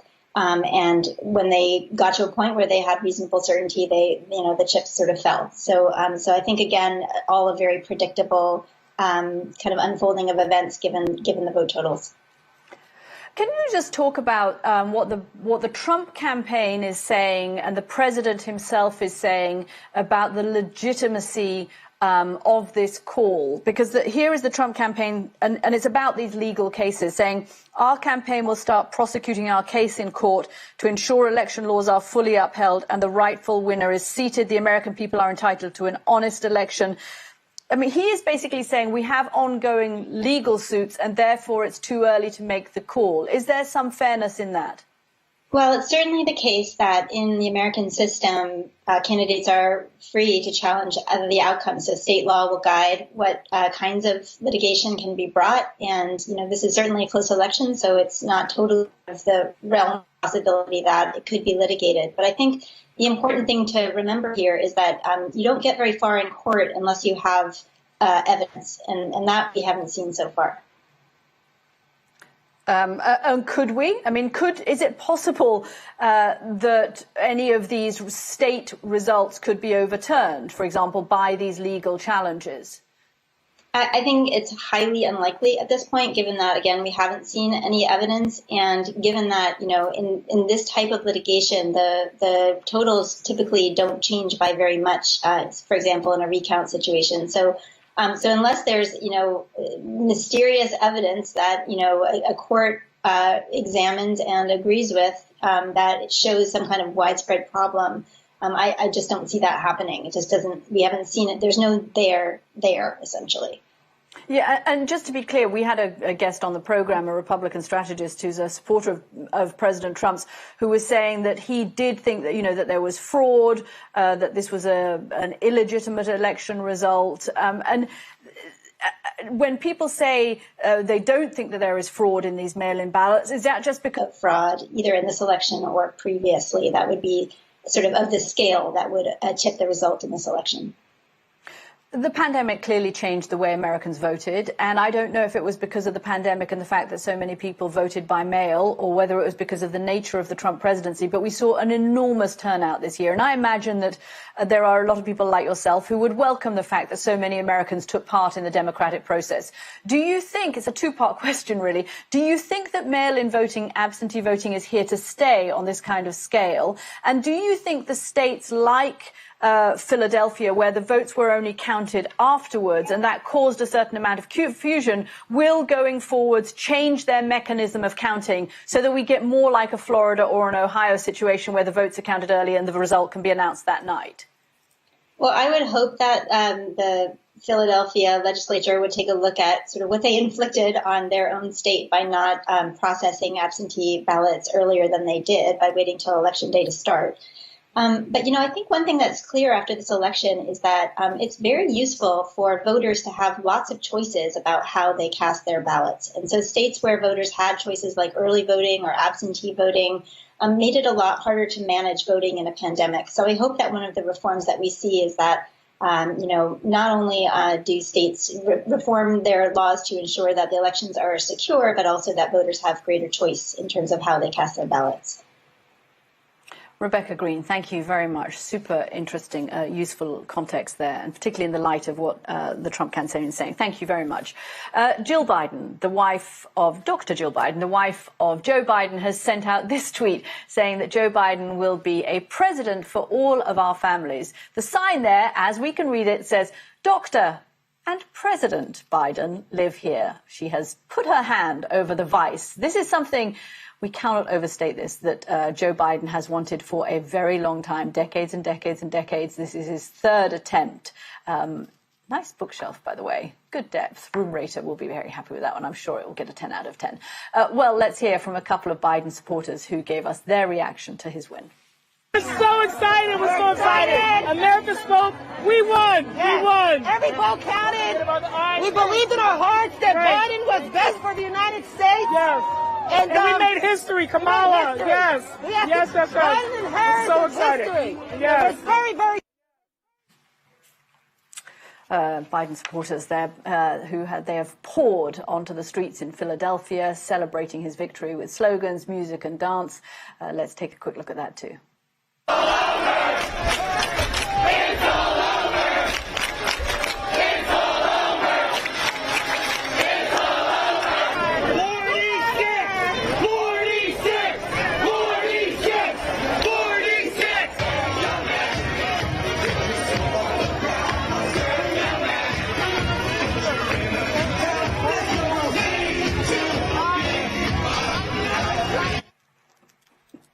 Scenes of Biden supporters. So Joe Biden has won the race. He's going to be the next president of the United States. He defeated Donald Trump in a cliffhanger. Roz, we've talked a lot about the reaction from here. We have seen the reaction from New York, from Philadelphia, from other parts of the country, from here in Washington, D.C. What do you think the reaction is going to be over where you are on the other side of the pond? Well, I think on the face of it, the leaders in Europe, the leaders elsewhere are, of course, going to congratulate Joe Biden. We've already seen a statement put out by Boris Johnson, the Prime Minister in the UK. We've seen statements from senior officials in Germany, seen from elsewhere, from the European Union as well. But that would be to be expected when someone wins an election. Leaders queue up to say congratulations. We've seen further afield from Europe. We've seen Jacinda Ardern in New Zealand also offer her congratulations. Just north of the US, we've seen Justin Trudeau also offer his congratulations. So I suppose the test will really be not whether congratulations will be offered, because that's the expected thing. What we're waiting to see is how these relationships unfold. And let's bring in our colleague Chris Mason, one of the BBC's political correspondents, because Chris, Boris Johnson and Joe Biden, well, they're going to have an interesting time, aren't they? Because Joe Biden's been a little critical of some of the approaches that Boris Johnson and his government have taken. Yeah, he has. And what's interesting here is even in the choreography of the congratulations that you were referring to there was a sense of the diplomatic awkwardness, given the unconventional nature of what's played out in the States over the last couple of days, and crucially the absence of a concession from President Trump. So, as TV networks in America and around the world were calling the election results a few hours ago, there was a near instant reaction from Sir Keir Starmer, he's the leader of the opposition Labour Party in the UK, and from Nicola Sturgeon, the First Minister of Scotland. And I was straight on the phone to Downing Street, the residence of Boris Johnson, the British Prime Minister, saying, well, you know, are you going to say something? When are you going to say something? How soon will you say something? And there was nothing. Now, within 90 minutes, there was a statement. That was relatively quick by European standards. As you say, the conventional congratulations from the Prime Minister to Joe Biden and to Kamala Harris. And Dominic Raab, the First Secretary of State, the Foreign Secretary, also saying that he was sending his congratulations, acknowledging it was a close contest and Donald Trump, in his words, had fought hard. But yeah, it's going to be an interesting relationship, because many have drawn parallels between President Trump and Boris Johnson. Some on the Conservative side here regard that as a little unfair, but they certainly saw eye to eye on Brexit, huge foreign policy issue for the UK, and we have seen, haven't we, Joe Biden be pretty outspoken and critical of the Brexit process, particularly if it's seen to damage the Good Friday Agreement and the whole argument over the border on the island of Ireland between Northern Ireland in the UK in the north and the Republic of Ireland in the EU in the south. Yeah, Chris, we were just speaking actually to a Democratic congressman who is Brendan Boyle, who's involved in that whole process and in the future of a US-UK trade relationship. And he was reiterating that point about the Good Friday Agreement. But he was also making the point that, Joe Biden's team are professional politicians and they will take the US-UK relationship seriously, that they won't carry a grudge against Boris Johnson because of Brexit. But I think the bigger issue in a way might be for the UK that the Biden administration is just not particularly interested in bilateral trade deals or bilateral relationships. They are much more multilateral. And they are also probably going to shift some of the focus to Europe and to Germany. Germany's been squeezed out of Washington by this administration. Donald Trump didn't get on with Angela Merkel. And I think that, in a way, might be more of a problem, that the kind of UK's priorities might just not be very high on the list of priorities for the Biden administration. Yeah, I think there's absolutely something in that, and concern from some diplomats here about precisely that perhaps in the past London, from Washington's perspective, was seen as a useful way into broader discussions within the European Union. The UK, of course, has now left the EU, and certainly something that was trumpeted, wasn't it, so often by President Trump and certainly by Conservatives here in the UK, was that the relationship between the now outgoing or soon to be outgoing President and the British Prime Minister was sufficiently strong that a trade deal between the two of them might happen relatively quickly. And you don't have to look far, speaking to people at Westminster, even those who, broadly speaking, will welcome a Biden administration, for them to acknowledge that trying to secure a free trade deal between London and Washington might actually be harder under the new president as compared to how it might have been if President Trump had been elected for a second term. And Chris, to pick up on what Cathy was saying about the shift we're now going to see from bilateral approaches, which President Trump favoured, to multilateral approaches, which we know Joe Biden favours, that will impact some things which the UK take a keen interest in. For instance, Trump took America out of the Iran deal. Trump took America out of the Paris deal. We know that he's also withdrawn America from the World Health Organization as well. Those are all decisions which Boris Johnson and his colleagues would have regretted. Yeah, Absolutely, and I think particularly on the climate issue, it's going to be a fascinating one to watch as far as foreign policy in the UK is concerned, because this very week the climate change conference in Glasgow was due to be taking place, postponed of course because of coronavirus. When you speak to people in the British government, they see themselves at the head of that table, ahead of the summit next year, as being able to play a pretty pivotal global role as far as climate change diplomacy is concerned, with the prospect of an American administration far more willing to be around that table and actively involved. We've heard, haven't we, from President-elect Biden about going back into the Paris Agreement at just the point that President Trump was removing America from it. So particularly on the international diplomacy of climate, I think you will see plenty in the British government hopeful that things will be very different in terms of their relationships with Washington compared with how they have been, with Britain keen to trumpet its role given this hugely important summit here in the UK next year. Chris, thank you very much indeed. So there's Chris with the UK perspective. Let's switch immediately to Brussels and bring in the BBC's Kevin Connolly. Hi, Kevin. What reaction have we heard from the European Union, please? Well, Ross, I say what you have heard across Europe in the last couple of hours is the closest thing you'll ever hear to a giant diplomatic sigh of relief. They have found Donald Trump very difficult to deal with, the great disruptor, the man not shy about accusing European allies of failing to pay their way in NATO, who's pretty dismissive about the whole project of the European Union, who's personally had awkward relations with Angela Merkel, for example. They have found Donald Trump a very difficult man to deal with. But with Joe Biden, they're going to get something pretty close to business as usual, a much more conventional figure in the White House, someone who sees a value in the transatlantic partnership, who sees that things can be done through the transatlantic partnership, and who is going to bring America back into the diplomatic mainstream. So, of course, you always congratulate the winner of an election, but there is a real sense in Europe that this is an American election which has gone Europe's way. You know, all European countries consider themselves to have special relationships in Washington, but they are all, I think, going to believe that America is going to be much easier to deal with under Joe Biden than it was under Donald Trump. Specifically on issues like trade, for example, Kevin, where the Trump administration had been tough on Europe, cars, luxury goods, steel, for example, from Europe. Are they expecting that there will be a material difference in terms of policy coming out of a Biden administration?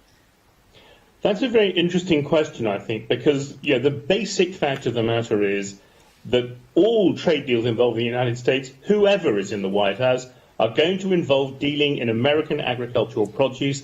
That is a huge problem for the European Union because, of course, outsiders would say the EU has protectionist attitudes towards its own farmers.